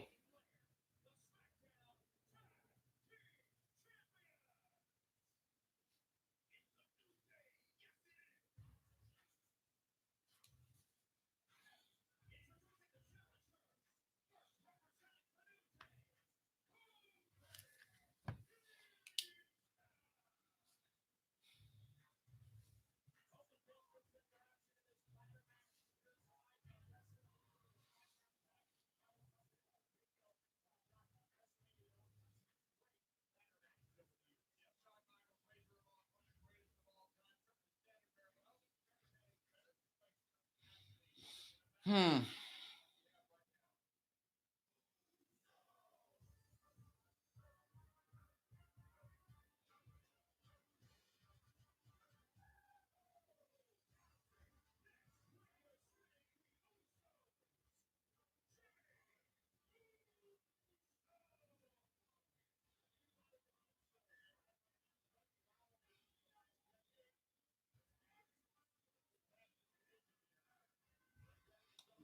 So you get Kofi Kingston from New Day. You get Jimmy Uso from the Usos, and we will get John Morrison representing the champs, Miz and Morrison, the mayor of Slamtown.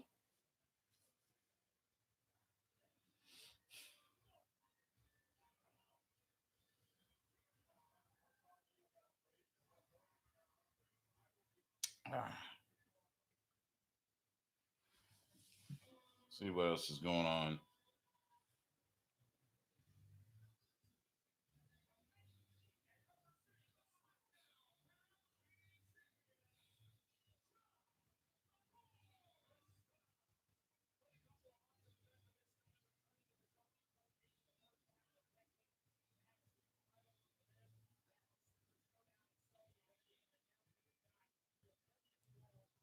Let's see. Anything? There's some people happy for Sami Zayn.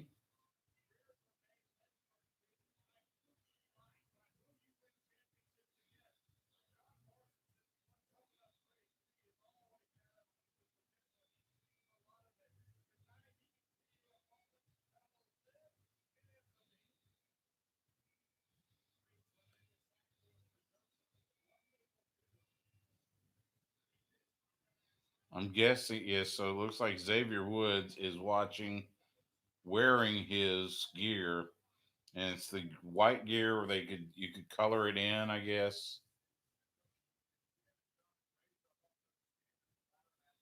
Oops, go back to that.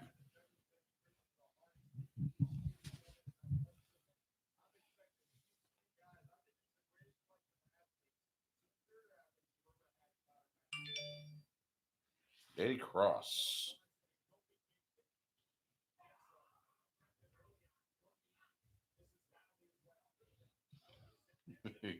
All right, so apparently there's a meme going. Do you know who wrote the script for tonight for WrestleMania? And it's the meme. It's the picture of Joe Exotic. He was saying Carol effing Baskin.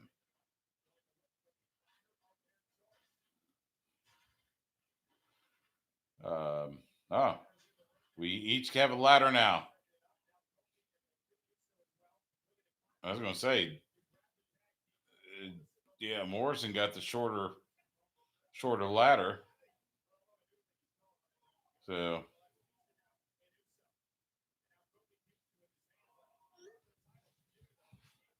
now we got three of them fighting on top of the ladders. Yep, there goes Jimmy Uso. Uh oh. Well, he's hurting.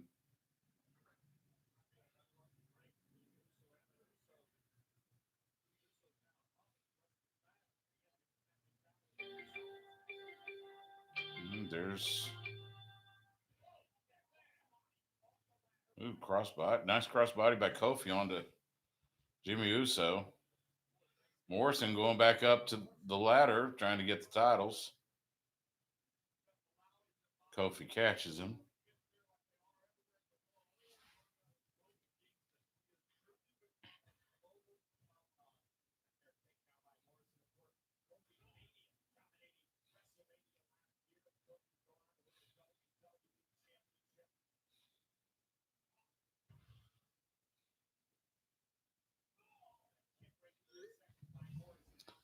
Eddie Cross picking Kofi, thus giving the New Day an eighth title reign. I'm saying Morrison keeps. I think Miz and Morrison still got some. They still got some stuff to do as tag champs. So Adam Cleary, hey hey ho ho, they shouldn't.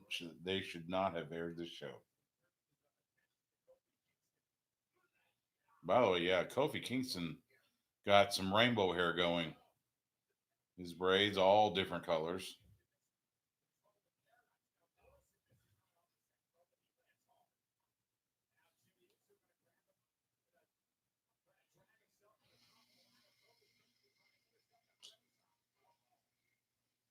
You know, Kofi and Jimmy on top of the ladder fighting, fighting.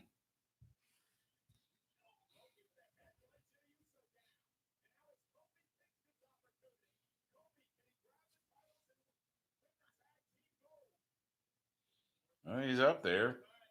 Morrison catches him now. Now Morrison's coming up. Of course, they got that. It's kind of funny watching that big ass ceiling fan in the performance center there.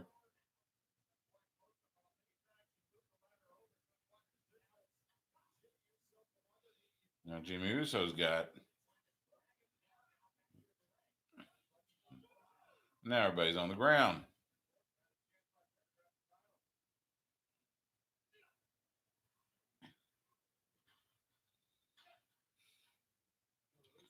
Just think, 1 year ago, Kofi was about to win the WWE Championship.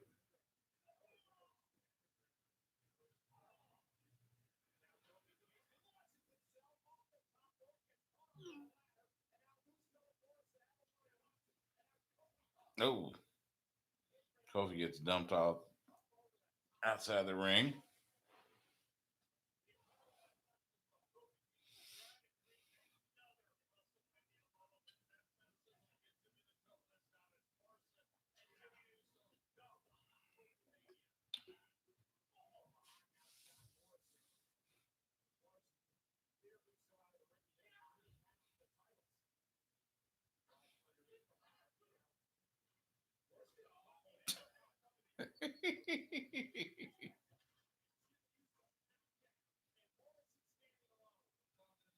All right, so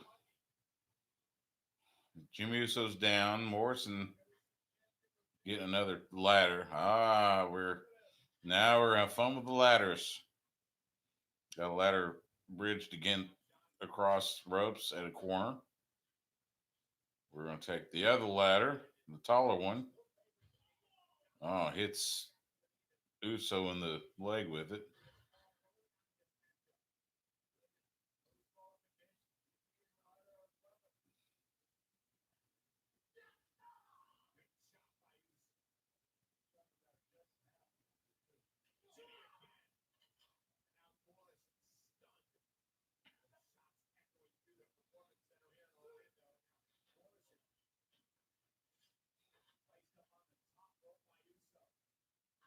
Mm.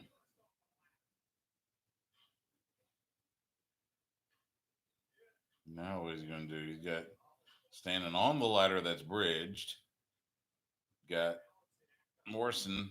This Jimmy Uso's got Morrison in a almost like a soup, about to do a suplex.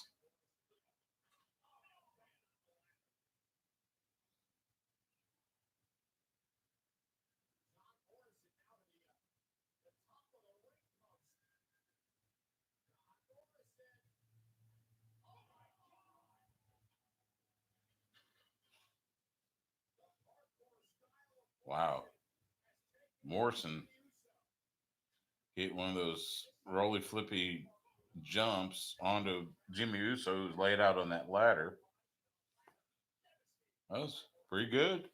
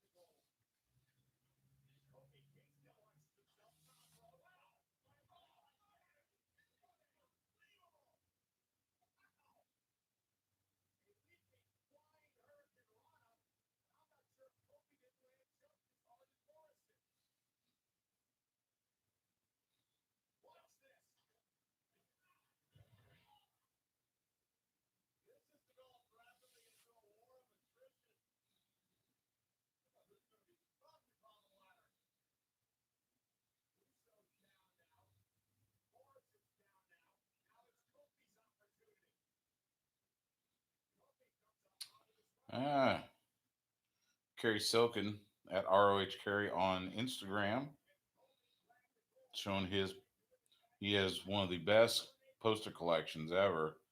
Showing the poster of WrestleMania 3, Hogan Andre.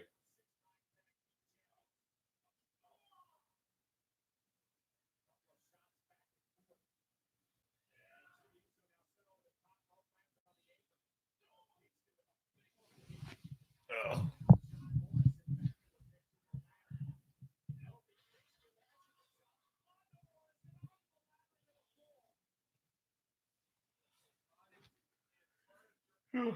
Excuse me. All right. Got all three men outside the ring laid out. Kofi's starting to stir, though.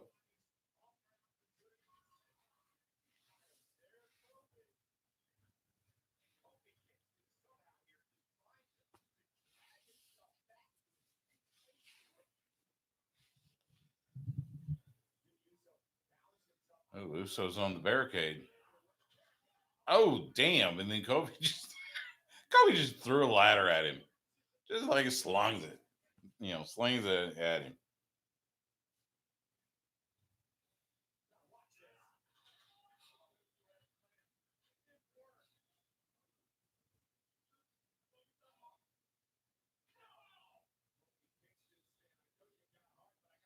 Anyone else consistent parkour in their living room?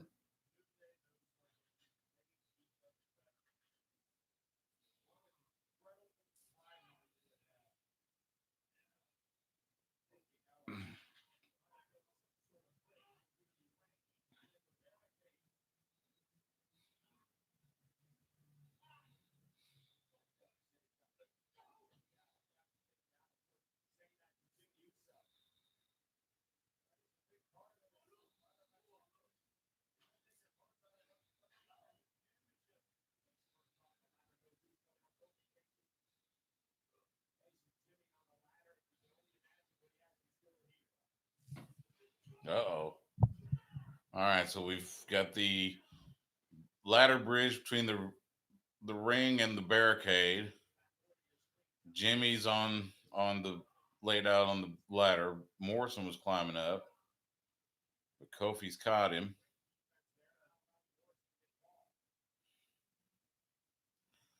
Oh, okay.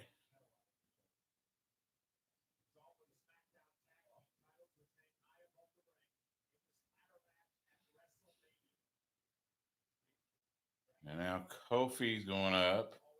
Morrison's up on the opposite corner. And now Morrison walking the tightrope across to get to Kofi.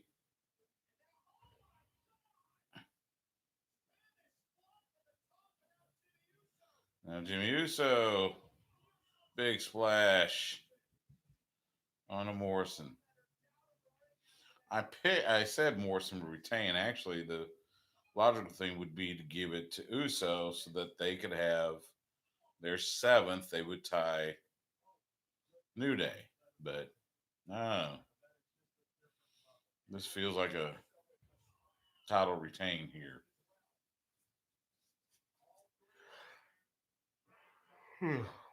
Oh, excuse me.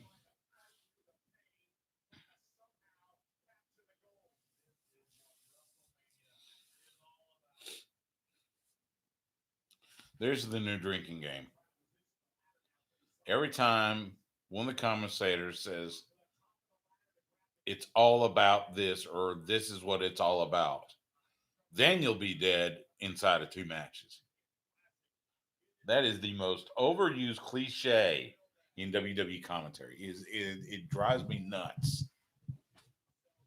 It's all about this match. Well, no, it's not. I mean, they'll say that during a kickoff match. And it just irritates me. Meanwhile, Jamie Kofi on same side of the ladder. Well, there goes Kofi. Jimmy hanging on for dear life. Now he's going to climb. Kofi's climbing the inside. Yep. It's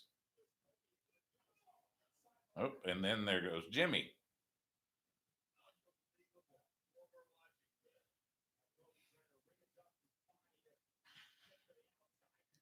I'm trying to get the outside.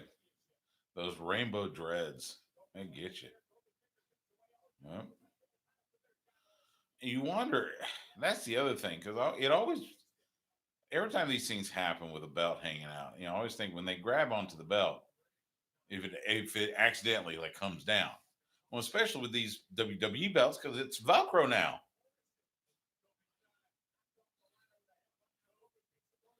Kofi's up. Yep.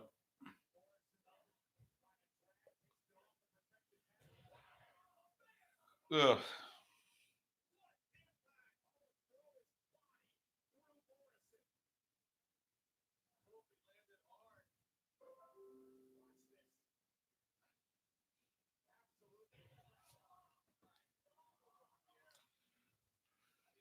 I got tagged in a Facebook post by a good friend of mine.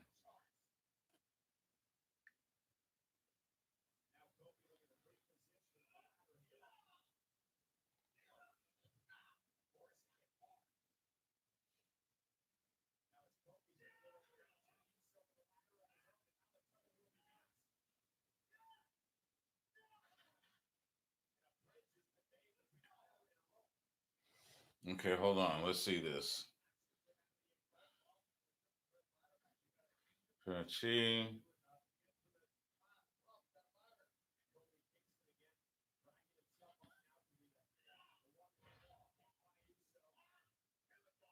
How did I get this? Oh, interesting. Okay, sure.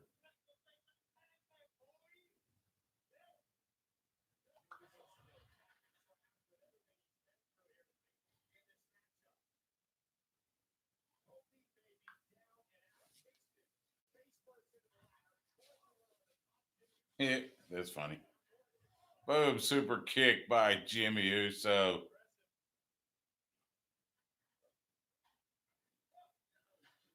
Get on the ladder. Now what? Jimmy's got another ladder.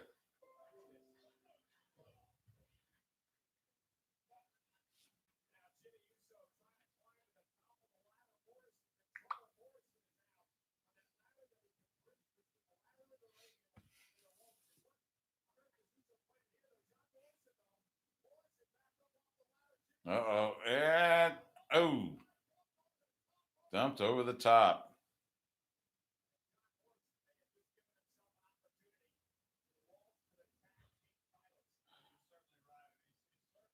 I was gonna say, yeah, he's the only guy in the corner. Quit messing with a ladder, just climb a ladder.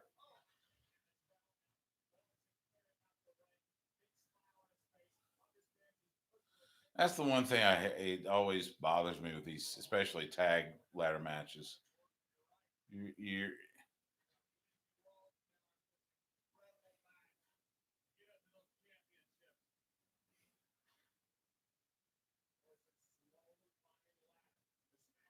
yeah, not to mention pro wrestlers are the slowest ladder climbers ever.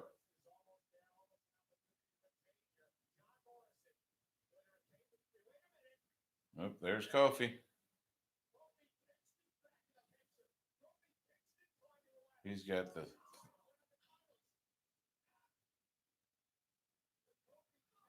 Why would he have just take the titles off?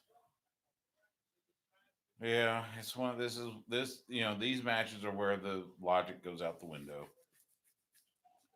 but that's okay. It makes for some interesting spots. So you got John Morris and Kofi Kingston on top of one ladder fighting right underneath titles. Now Jimmy Uso's come up on top of another ladder, and now we're all trading blows. Now Morrison's got feet on both. Everybody's got the dot. Everybody's got this.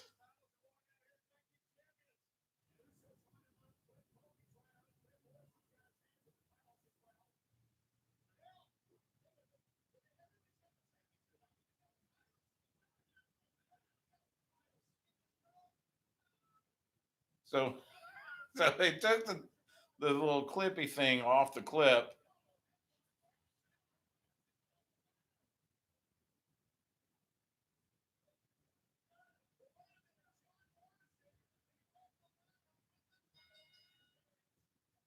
And there we go. All right. So they took the little clippy thing off. They're fighting. Uso hits Morrison. Morrison falls, but in the process of falling, he grabs the belts themselves. And there we go. I was right. Morrison retains. Convoluted, but sure.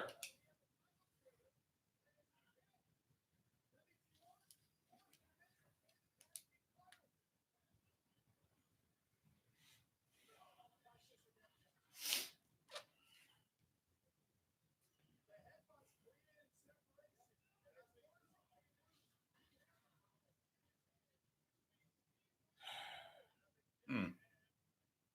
Interesting.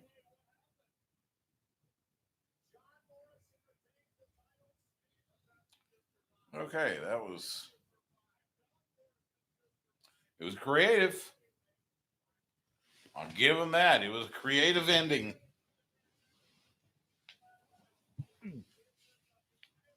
Creative ending for sure. Do that. Yeah. There. Move on.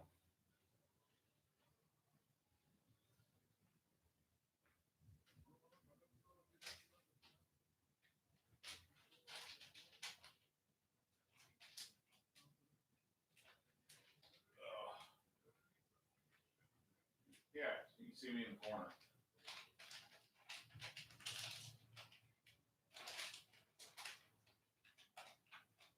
Do some chocolate.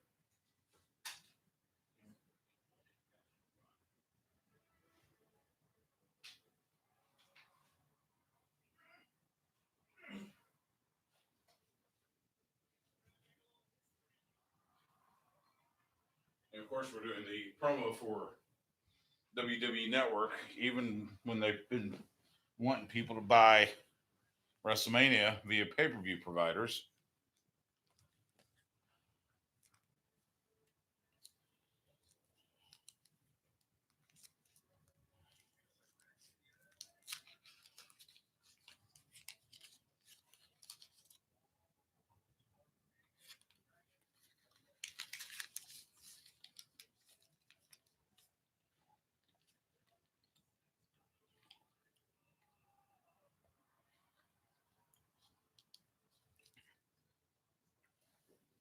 Interesting.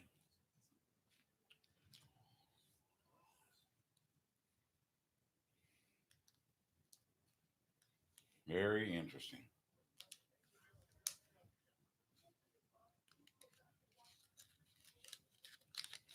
Tom Phillips, Byron Saxton back again. Good Lord, Byron, that jacket.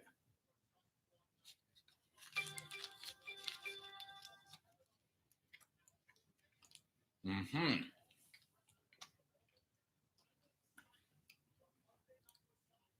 All right, so next match, Kevin Owens, Sami Zayn, Kevin Steen, Tyler Black.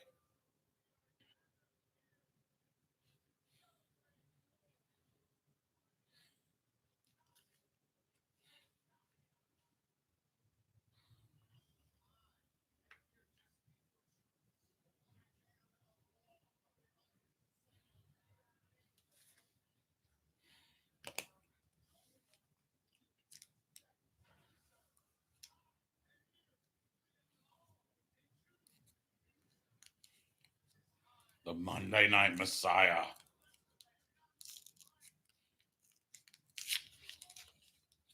The Monday Night Messiah.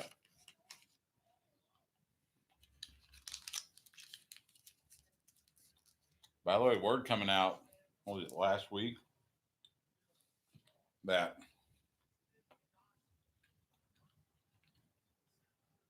I believe Razor is injured.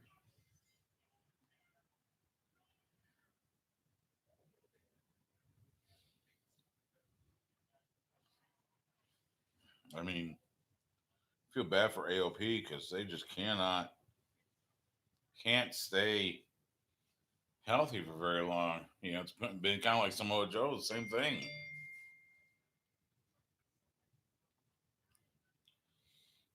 Eddie Cross is picking Kevin Owens. He says, but at this rate, Rollins will squash him in 35 seconds. Doubtful. I I don't know. With AOP out, I don't know.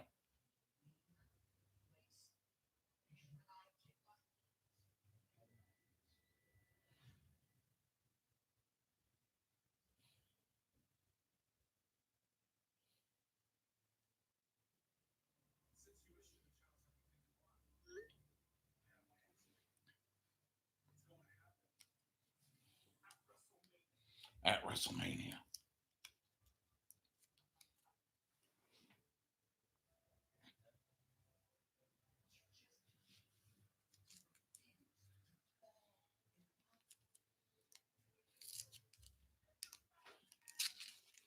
Okay, so it looks like both Golics. So Mike Golick and Mike Golick Jr. watching. Mike Golick can't believe nobody pinched their fingers over me closing all those ladders. We've all done it. He's not wrong.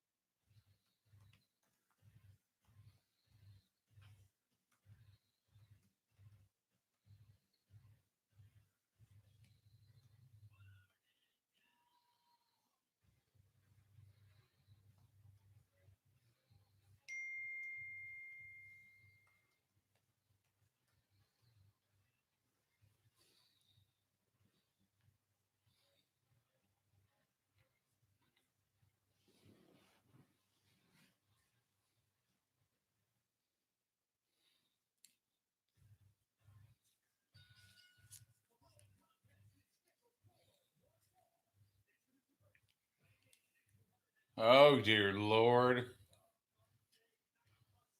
And he's wearing white. He's got some sort of a jacket on. Oh my god, that jacket.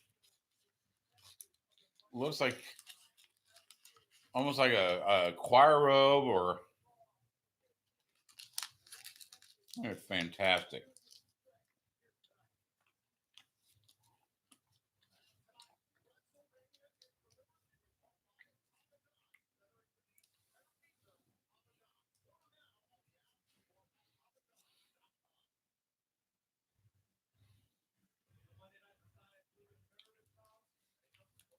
That is.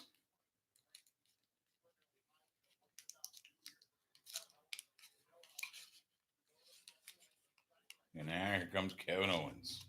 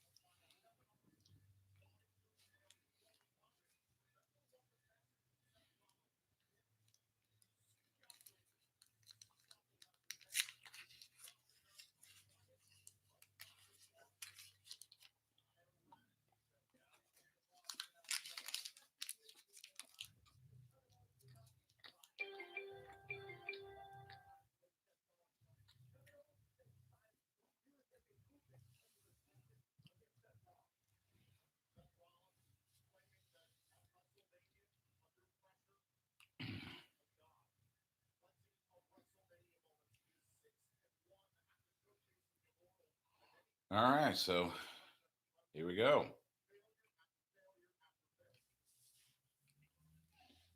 The Monday Night Messiah.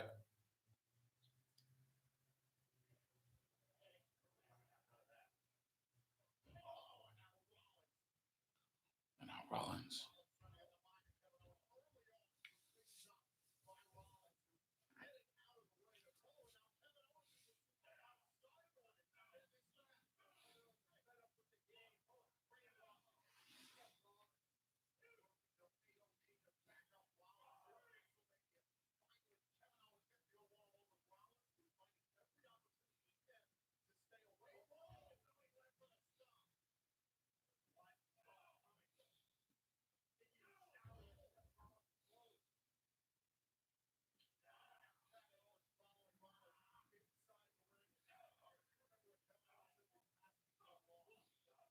All right, I got so start. With they had WWE tweets out the picture of Seth. They're facing the hard cam with the caption, "Thy kingdom come." Let's see how many replies refer to Matt Taven and his group. Talk about Gap, white gear, white gear, white gear. Xavier, Messiah, enough lasers, CrossFit Jesus, white gear, holy water. Okay, surprising.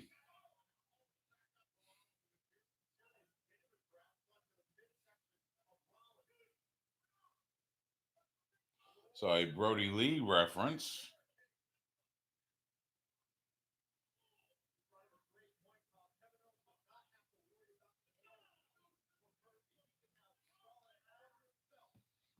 Oh well. Shout out to Matt Taven. I thought of you, Matt.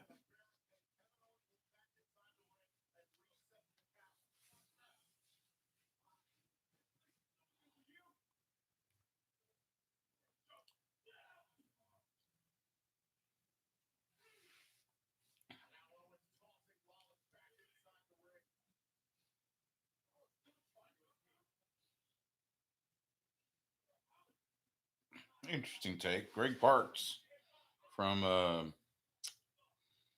I believe Pro Wrestling Torch. Wondering if the 3-man ladder match may end up being better than the 3-team ladder match would have been. Less time wasted setting up complicated multi-man spots. Interesting.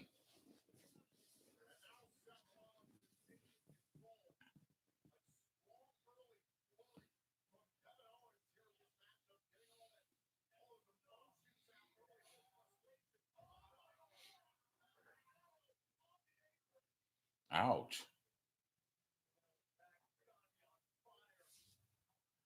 Falcon Arrow on the apron. Which, did you know that's the hardest part of the ring? Actually, it's not. It's the ring post.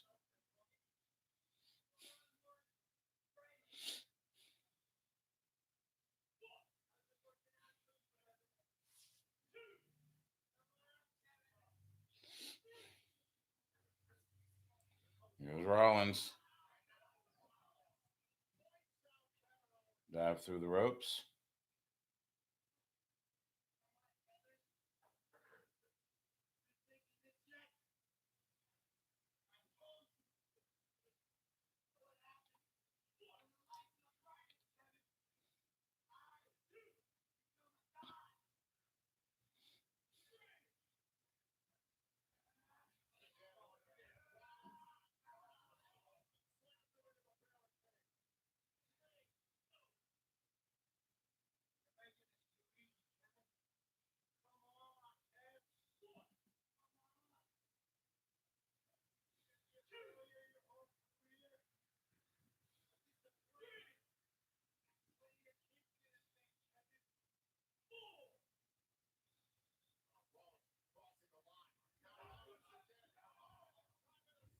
Nice.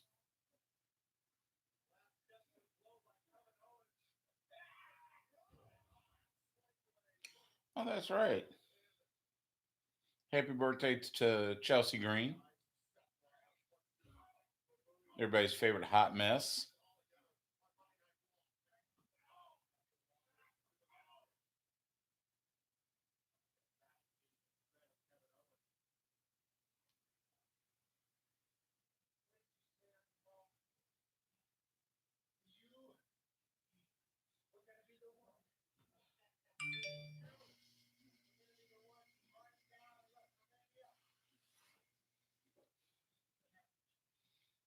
Cross.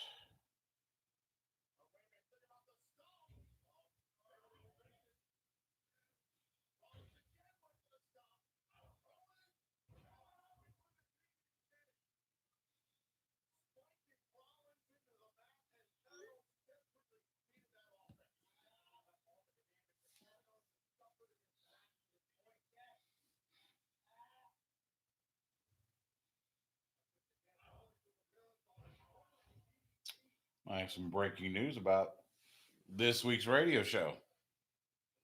By the way, if you didn't notice, we've moved to 9 o'clock because Longhorn IMG Radio Network has started doing the classic replays, classic games. Like this week was the national championship from '05, which very coincidental since ESPN was running it too.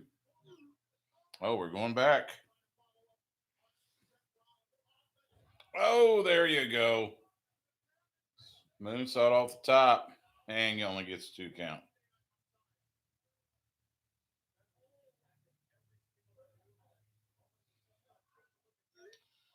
So anyway, because of that, and they replay them on Thursdays, so they've decided to move uh, Soccer Matters to Wednesday night to accommodate that. So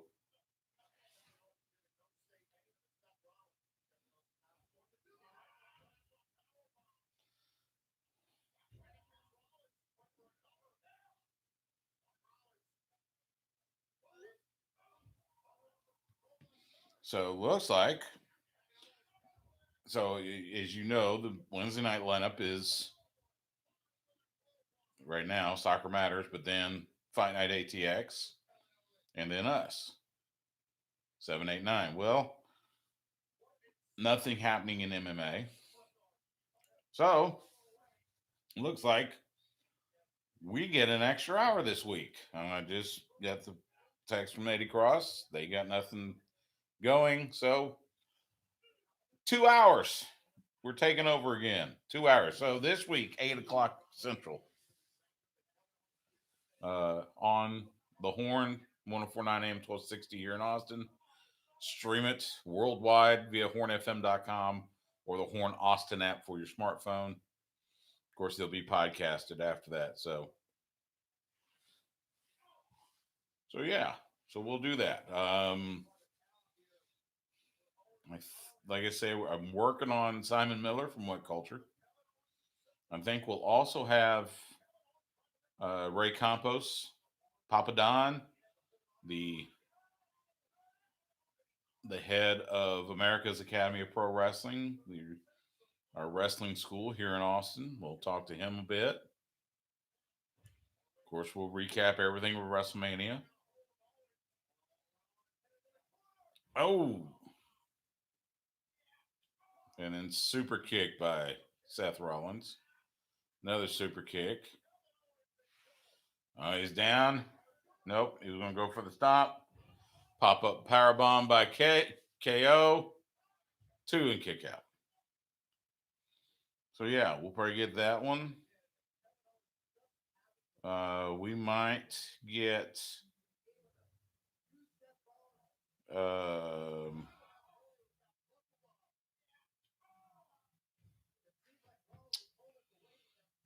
James Beard, our good friend James Beard, long time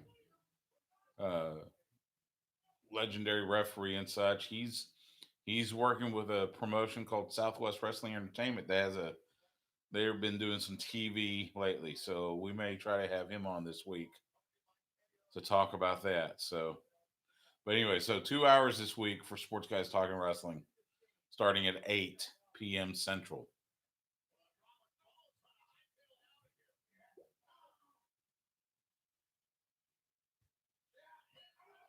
Oh, dude, literally ring the bell.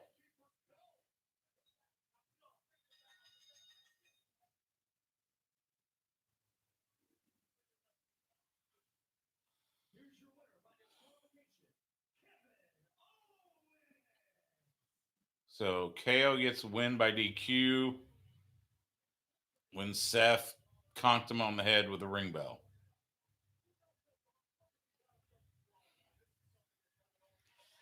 Oh boy, this is going to be. Let's see.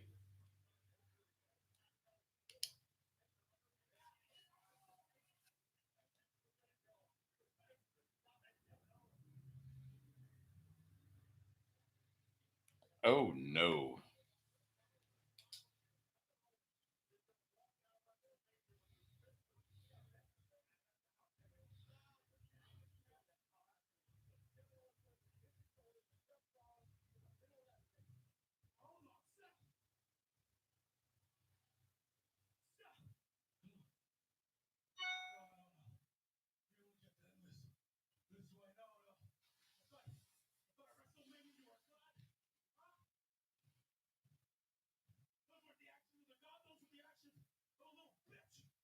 Ooh.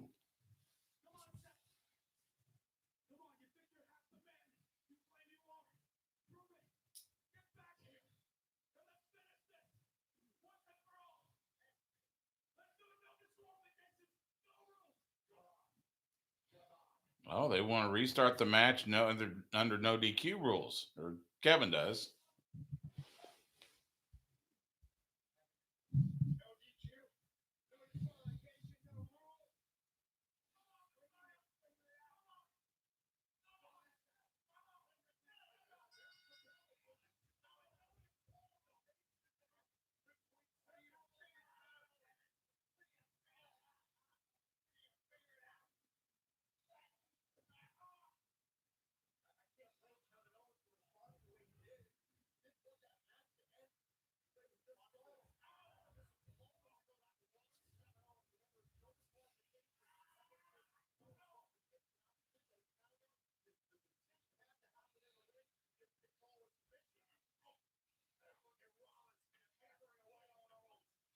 All right, so we're going to restart the match. So we restarted the match. No DQ rules. They're outside the ring.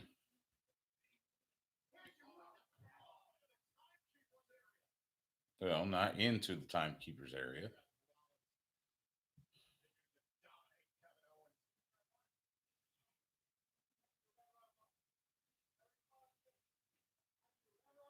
I can do whatever. He keeps. He's going to grab the steps. Yep, he's grabbing the steps because he can do whatever he wants. He kept saying, "I can do whatever I want."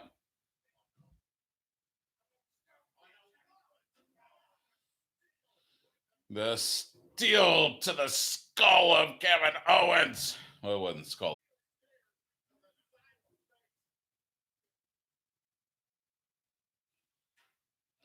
Ah, we got the steel chair. Steel chair.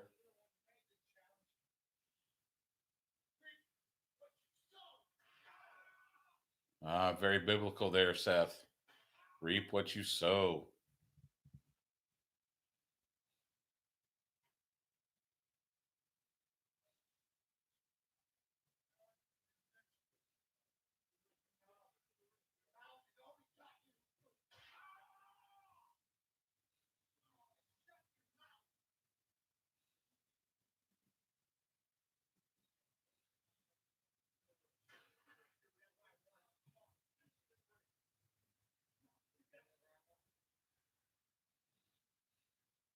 Yeah, it's funny. Keep telling the ref, I can do whatever I want. Just whack Kevin Owens with the chair 3 or 4 times. All right, now here goes commentary table. He just ripped the cowl off the commentary table. And we're seeing the replay of the chair shots. Meanwhile, he's probably clearing the table. Montrose et al.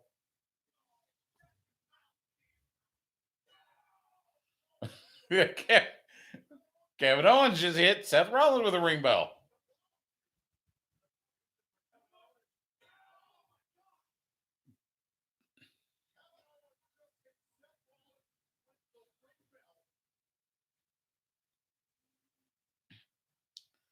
Now Kevin Owens looking for. Kevin Owens going. Where's he going?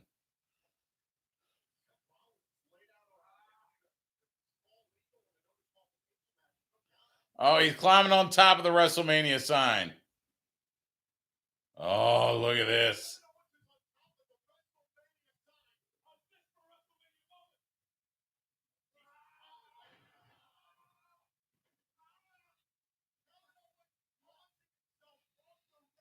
Well, there we go.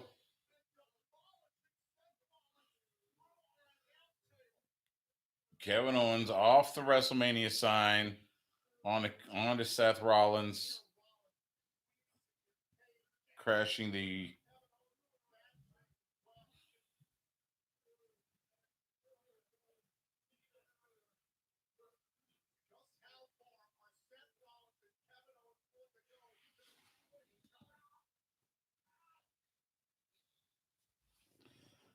Dear Lord.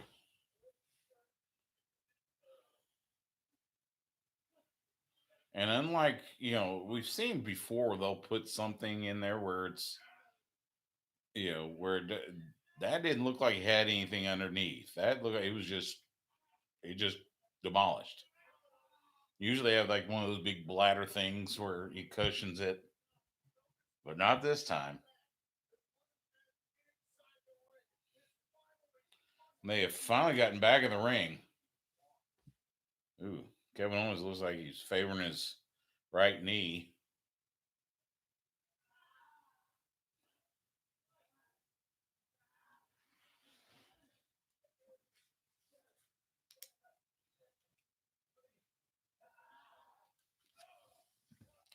Stunner. Throw him over. And Kevin Owens gets the pin.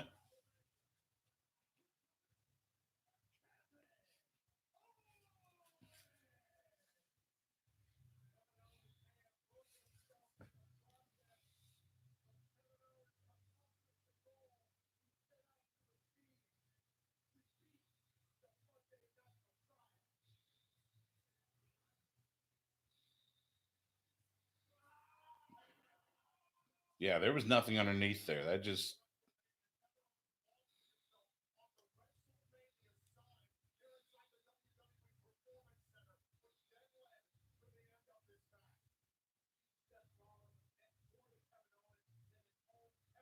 Oh, there was. Oh, never mind. Now I see it. There is a bladder of some sort.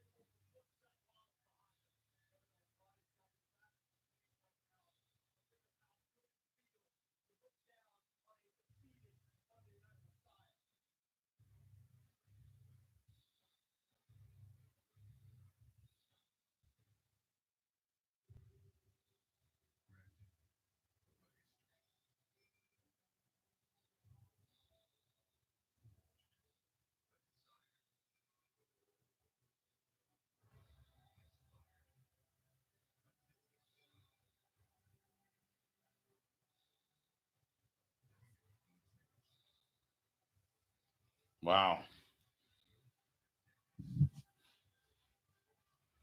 Well, that was wow. That was big.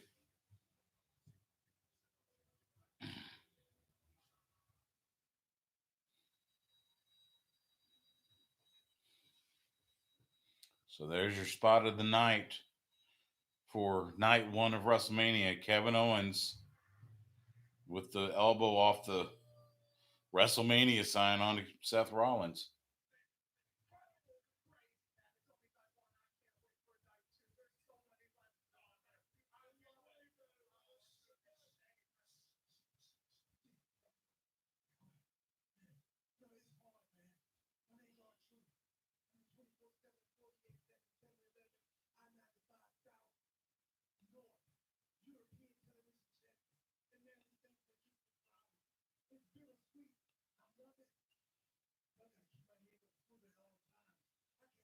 R-Truth's got the 24/7 title with Mojo and Gronk.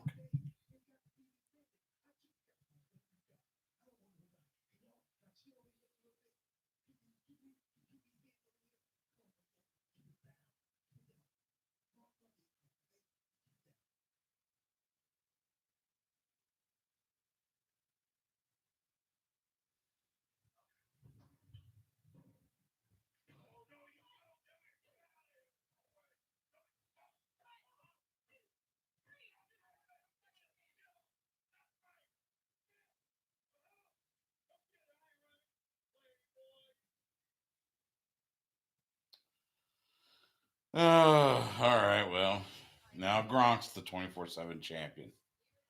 Or not Gronk, Mojo. Gronk hits R-Truth, knocks him down, goes for the pin. Jess is down there, make a count, and then Mojo pulls Gronk off. He pins him. Now Mojo's 24/7 champion. Well, there we go.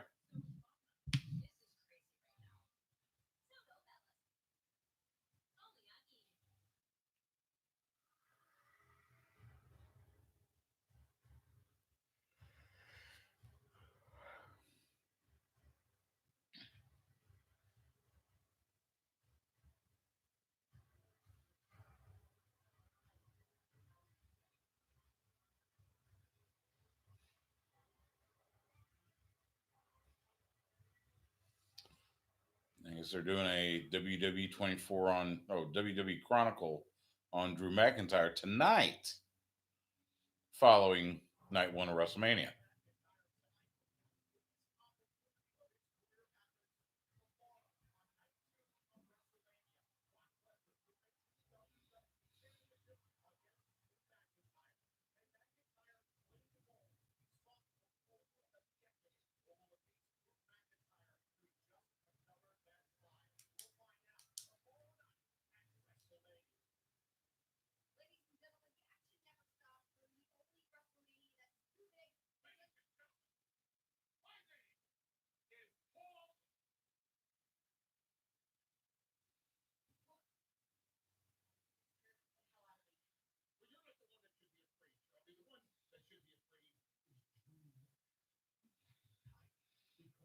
Well, we get Paul Heyman talking with Charlie Caruso.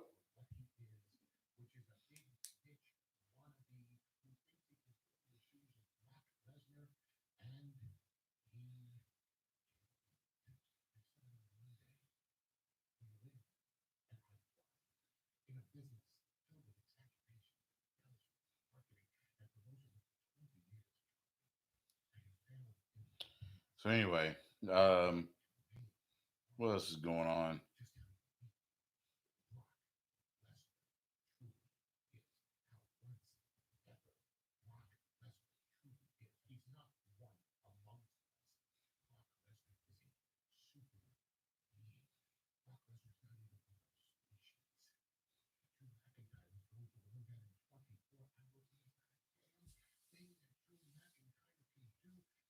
Yeah, Paul dreaming. Lots of naughty words on the broadcast tonight, I'm sure.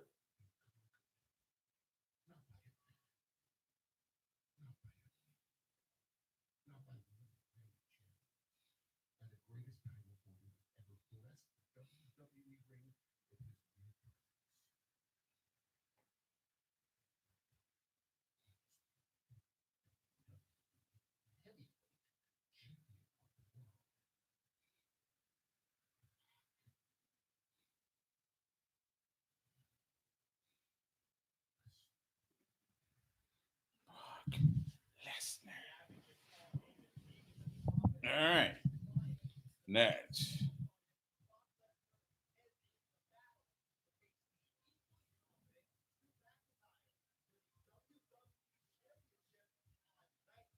Right, yeah, that's night two.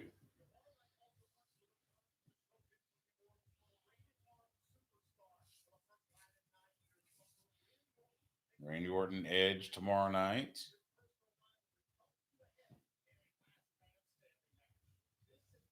I guess we're going through the whole lineup. Otis and Dolph Ziggler. How'd you like the work up on SmackDown? By the way, we've got this hooded figure. Most everybody thinks it's Mustafa Ali, showing the world and more specifically both Mandy Rose and Otis that it was Sonya Deville and Dolph Ziggler that conspired against them. So, um, so anyway, Otis and Ziggler tomorrow night, the Fatal Five Way for the SmackDown Women's Championship. Aleister Black, Bobby Lashley tomorrow night. Rhea Ripley defending the NXT title against Charlotte Flair tomorrow night.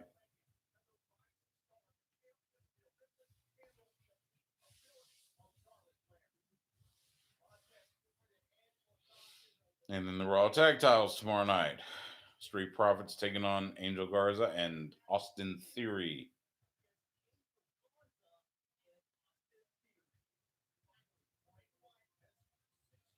Ah, yes. John Cena, Bray Wyatt, The Fiend. And I'll be perfectly honest, and this is not going to be a popular take, but I am not a fan of I'm not a fan of The Fiend. I don't like the gimmick, and it would make my heart happy to see John Cena beat him. I don't think he will, and I know there's a lot of people that want the Fiend to win. Just count me in the minority. I'm not. I just don't like it. Sorry. All right, looks like we get Braun Goldberg.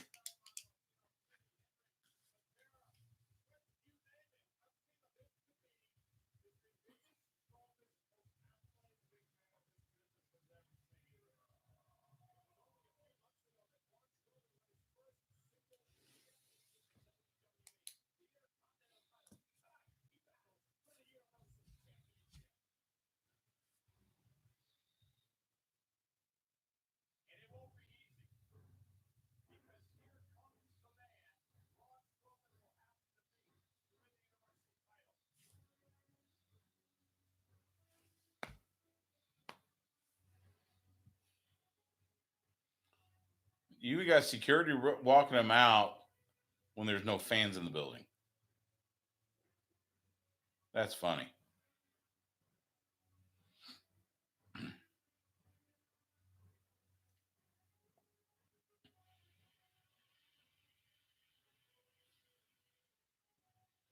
And steam instead of the sparks. That's disappointing.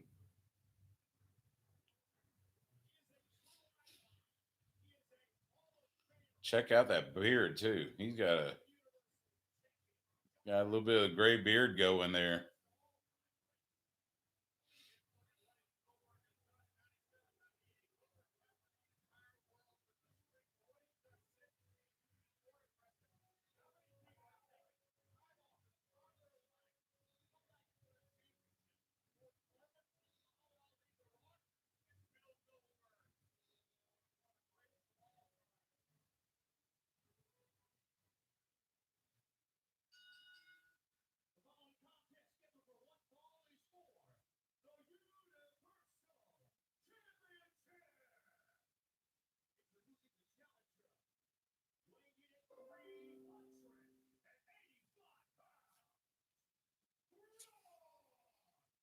Strowman.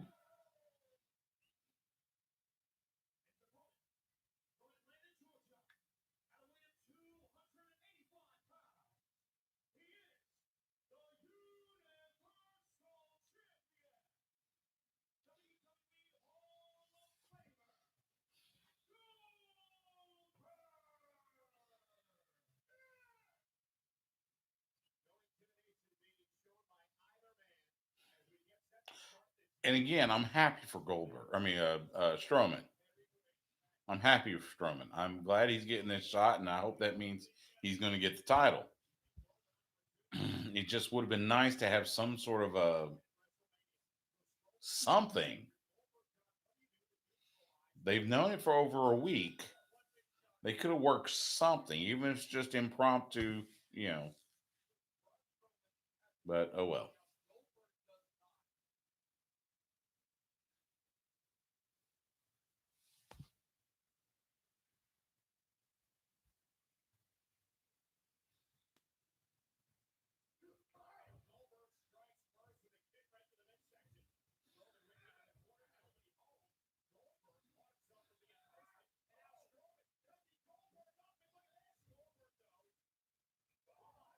Spear.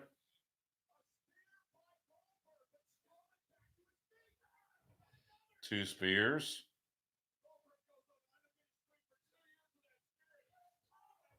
3 spears. Hook leg. 2. Kick out.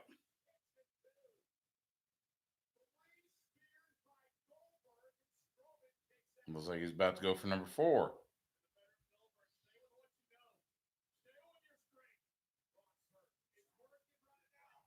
Ooh, another spear.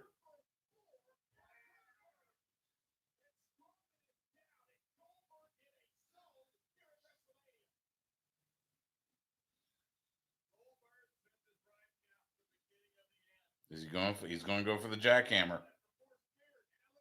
Nope. Braun's got him up. Power slam.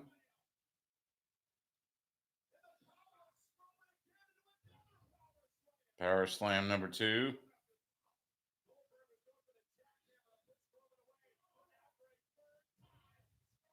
Number 3.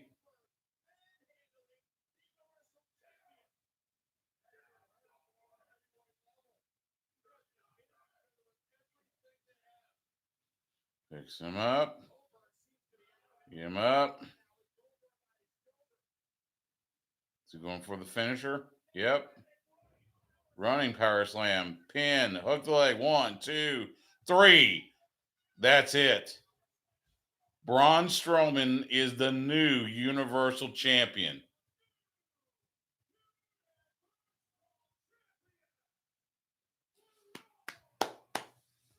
There you go.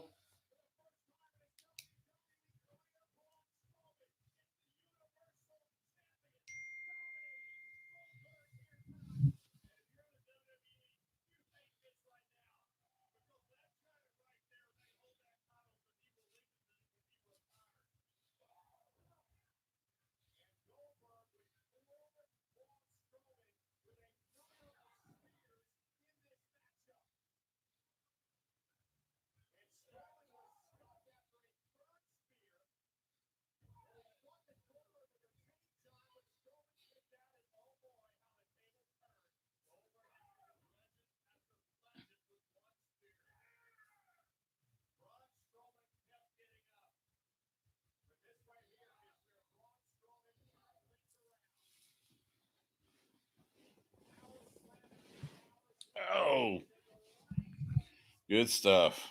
Nice short. Exactly what you expect from.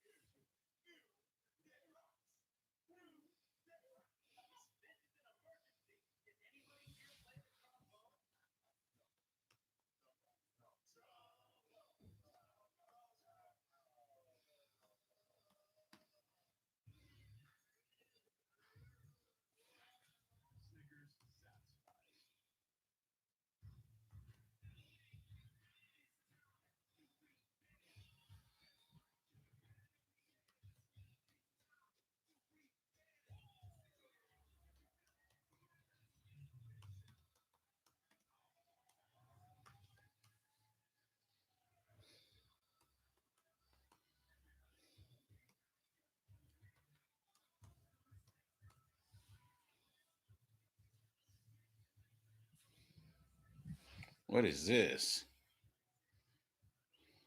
I guess they're just doing.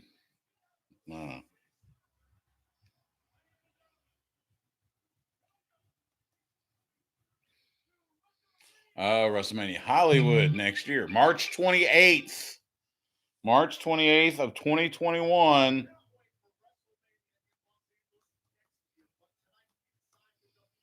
At SoFi Stadium in Los Angeles.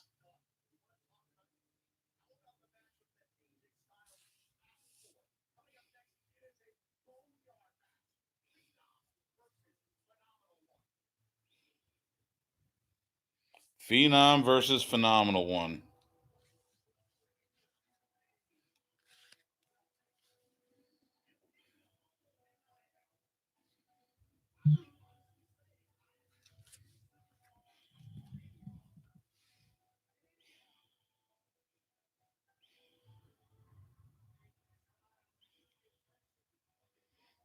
Eddie.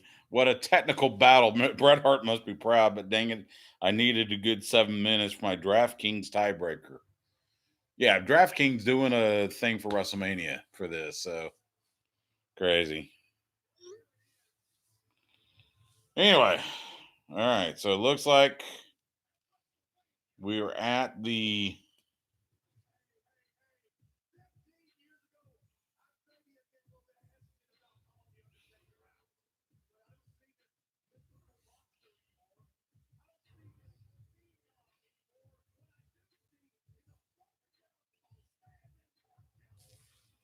All right, so we're to the main event. Taker AJ.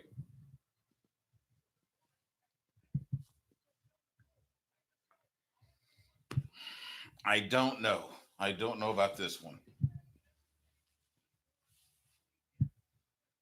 Don't know about this one.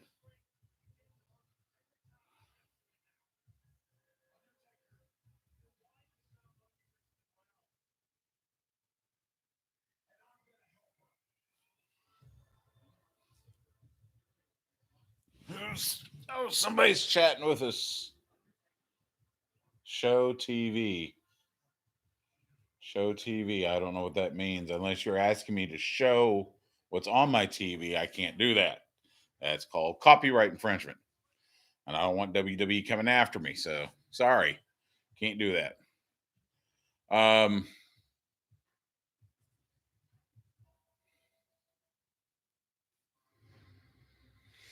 so we'll see.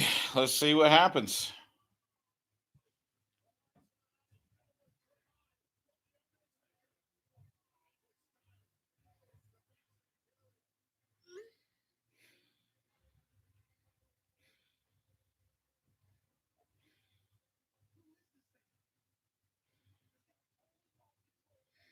So I'm gonna say Undertaker just because it's the last match of the night.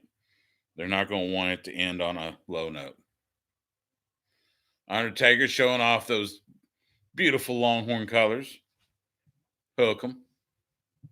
Hook 'em. There you go.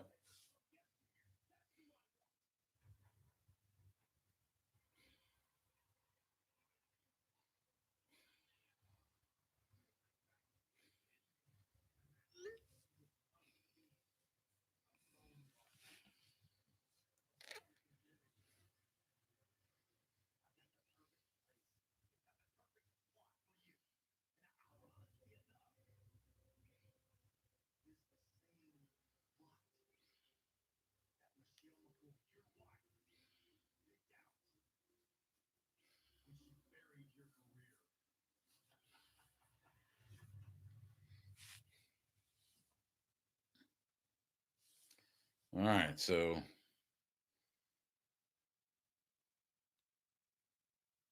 boneyard match. Sure enough, old cemetery.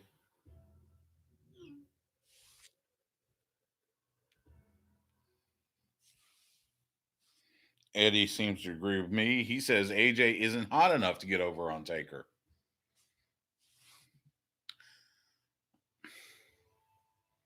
He has cooled off a little bit since he hasn't been in the title picture. Oh, we got a hearse coming in.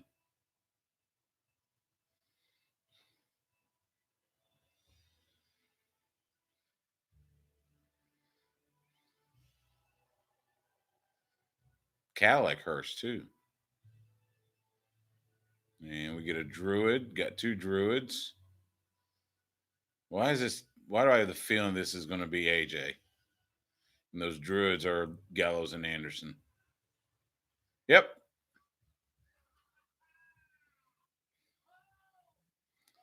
I knew it. Because there's only.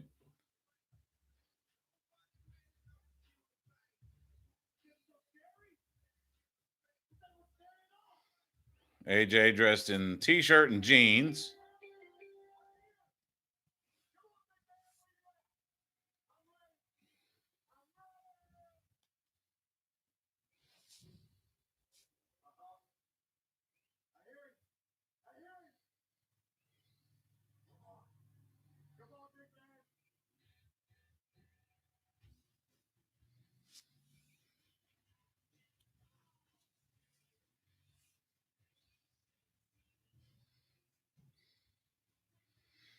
Taker on a motorcycle.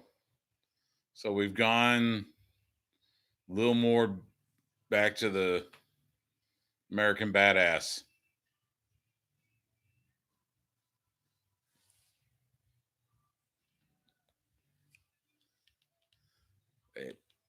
Complete with a new theme, if I'm not mistaken.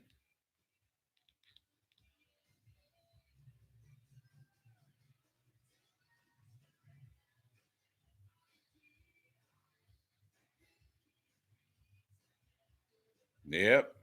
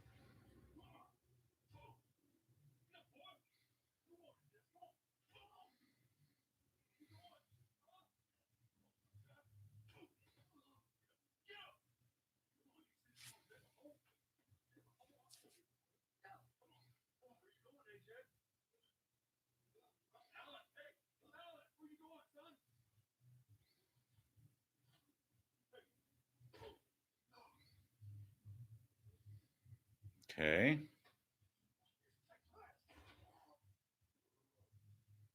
Interesting.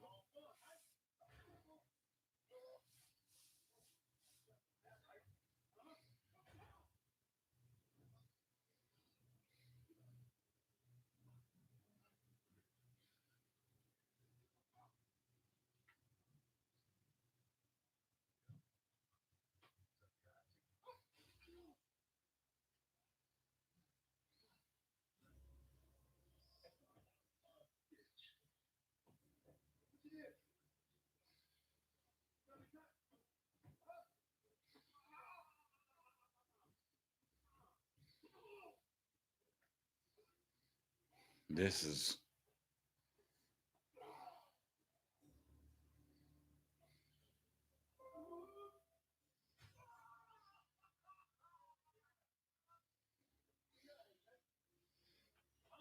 it.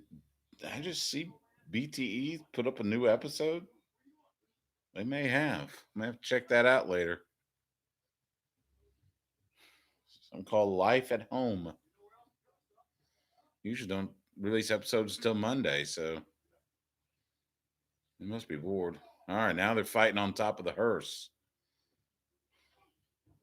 Last time we saw a hearse, it was Final Battle, Ring of Honor. PCO with Destro.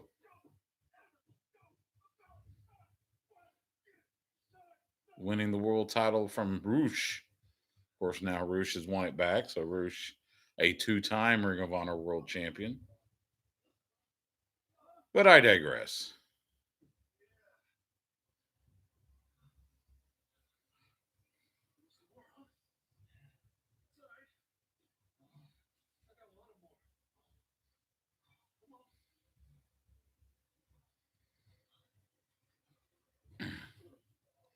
Tall Texan from, I believe it's Houston area, if I'm not mistaken. Oh, there we go.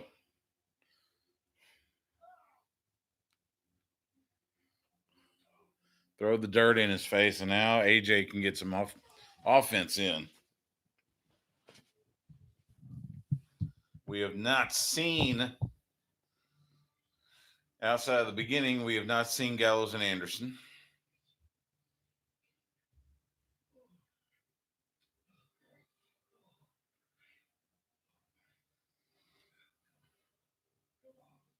You wonder how long it took to shoot this match.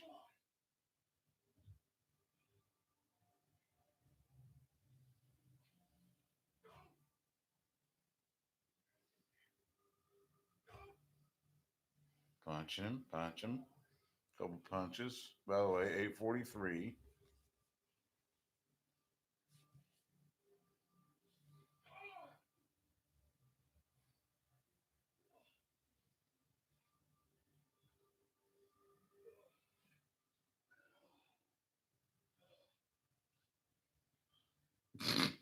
WWE trying hard to get that Oscar nod tonight.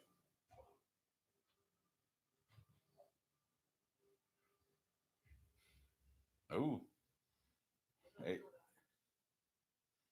AJ's in the hole. Up. Here we go. Now we got Gallows and Anderson.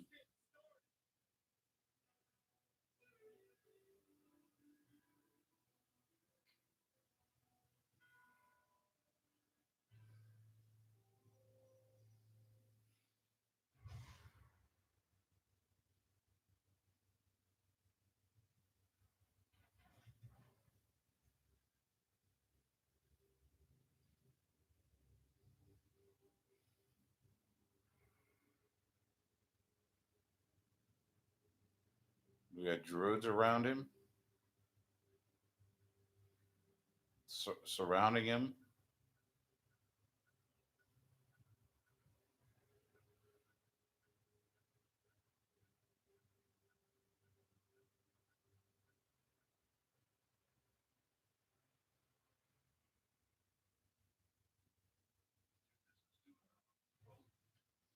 One down, two down, three down, four down, five down, six down. Then here comes Gallows and Anderson.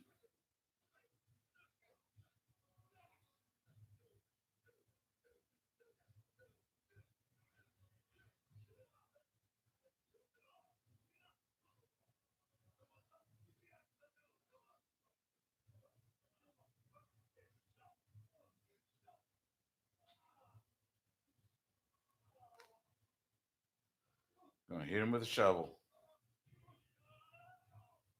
Ah, but he catches the boot. Anderson catches the boot, and now big punch. Big punch.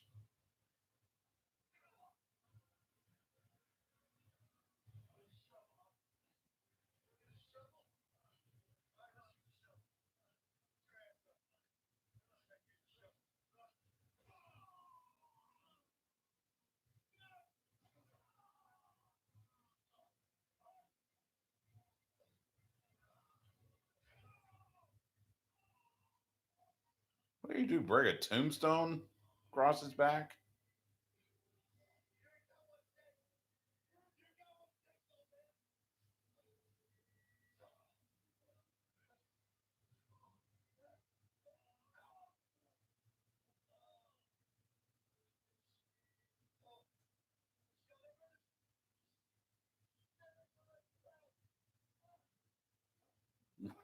When Vampiro showing up.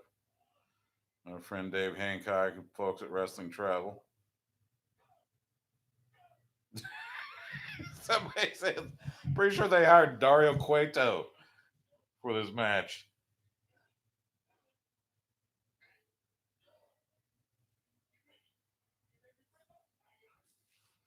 Nice Lucha Underground reference.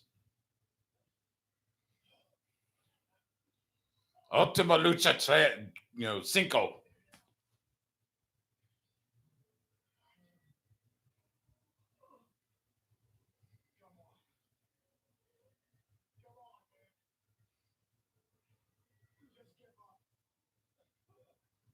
Just give up? Never. Undertaker home. Shane Gallo.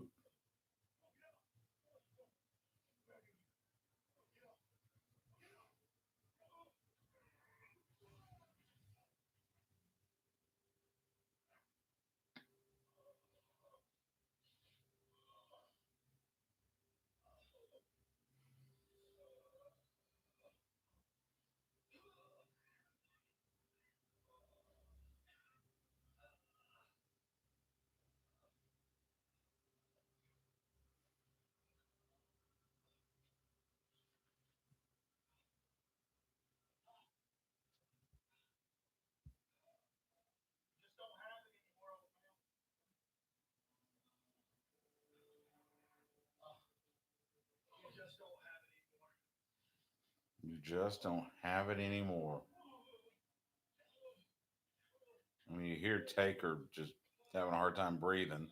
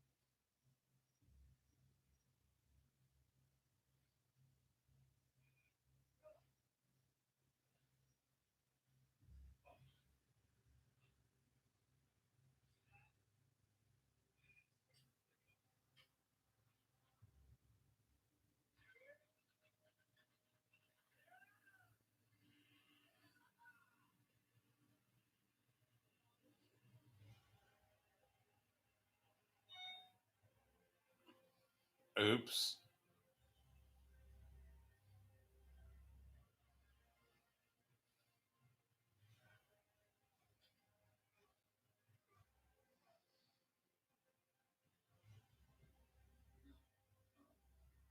This is it. This is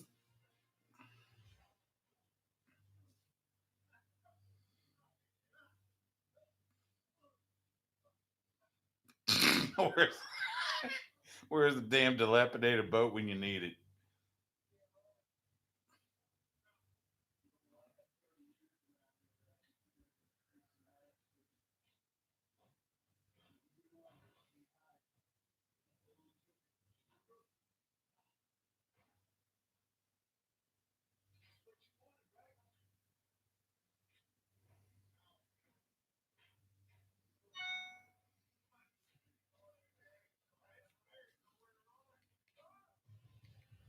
Oh, we've summoned the fire.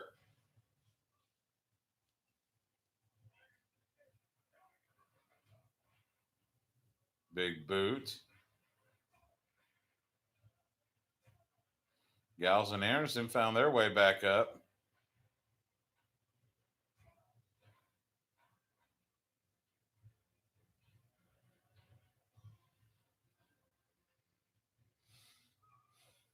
Anderson or Gallows off the roof. I think Anderson's about to find himself in the same situation. Oh no, we're going to tombstone his ass. Tombstone on the roof.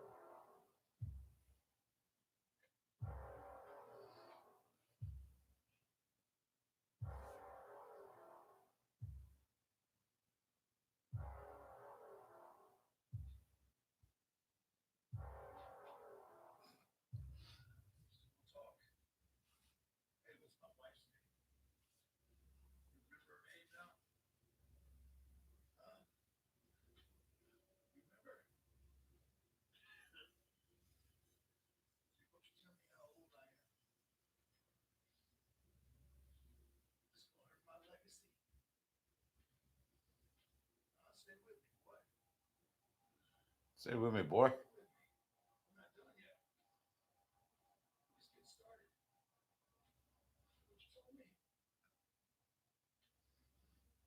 Zero.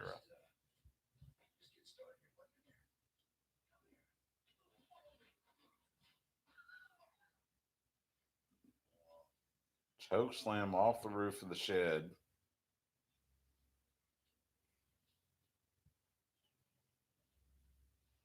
Landed on what looks like some sheet metal or something.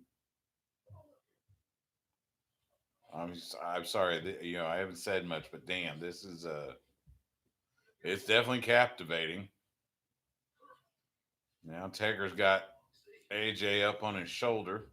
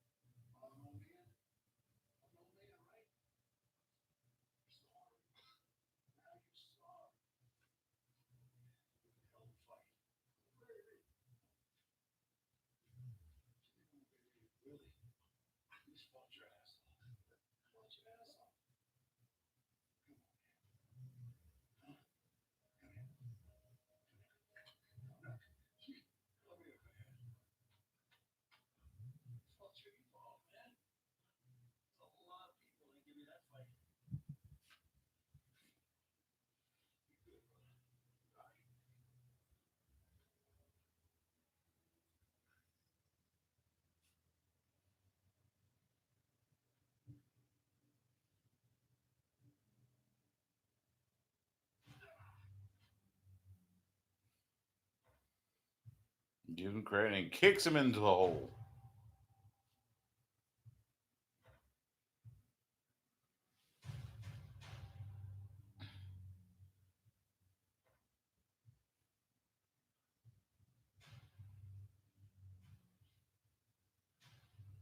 Now Taker gets on the tractor.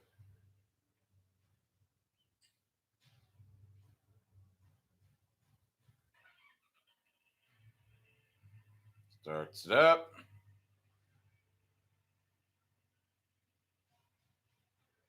Raises the bucket. You gotta come up a little bit more. Nope. He doesn't. And with that, AJ Styles has officially been buried by WWE.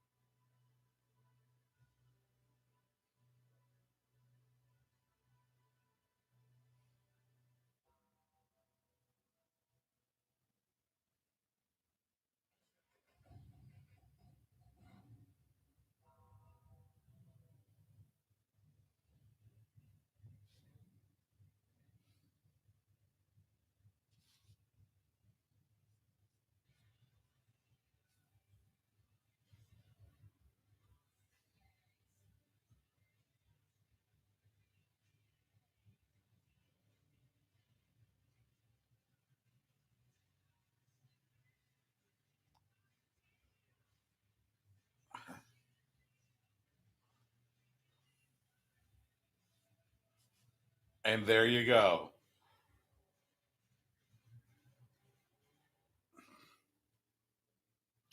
So there you go. That's it. I'll give him credit. That was something. That was something. Wow. I'm gonna have to wait on that one. That's just yeah. All right. Well, there we go. There's night one. Night one of WrestleMania. Had two title changes. Um and a couple of weird endings, but damn, that was a hell of a match. That was a hell of a presentation. So um that'll do it for here at the world headquarters. Um Tomorrow night we got you got Brock versus Drew McIntyre. You got Rhea Ripley versus Charlotte Flair. You've got the Fatal Five Way for the SmackDown Women's Championship. Street Profits versus Garza and Theory. Otis versus Ziggler. What else? There's several other matches, but you know, and we'll kick it off again 5:30 tomorrow night, 5:30 p.m. Central, right here on the YouTube channel. Join us then. We'll see what else they got. Oh, that's right, John Cena and the Fiend. I can only imagine, based on what we saw with Taker and AJ, what do they have in store for John Cena and the Fiend? Oh boy, that could be interesting. But for now, uh, again, tomorrow night, 5:30 p.m. on Sports Guys Talking Wrestling YouTube channel and Sports Guys Talking Wrestling Wednesday night. This Wednesday night, 8 p.m., 2 hours to recap everything with WrestleMania as well as some other stuff. So, but we'll talk about it more tomorrow night. But for now, Stu Myrick. Follow me on Twitter at Stu Myrick and on Instagram. Follow the show on Twitter at SGTWATX.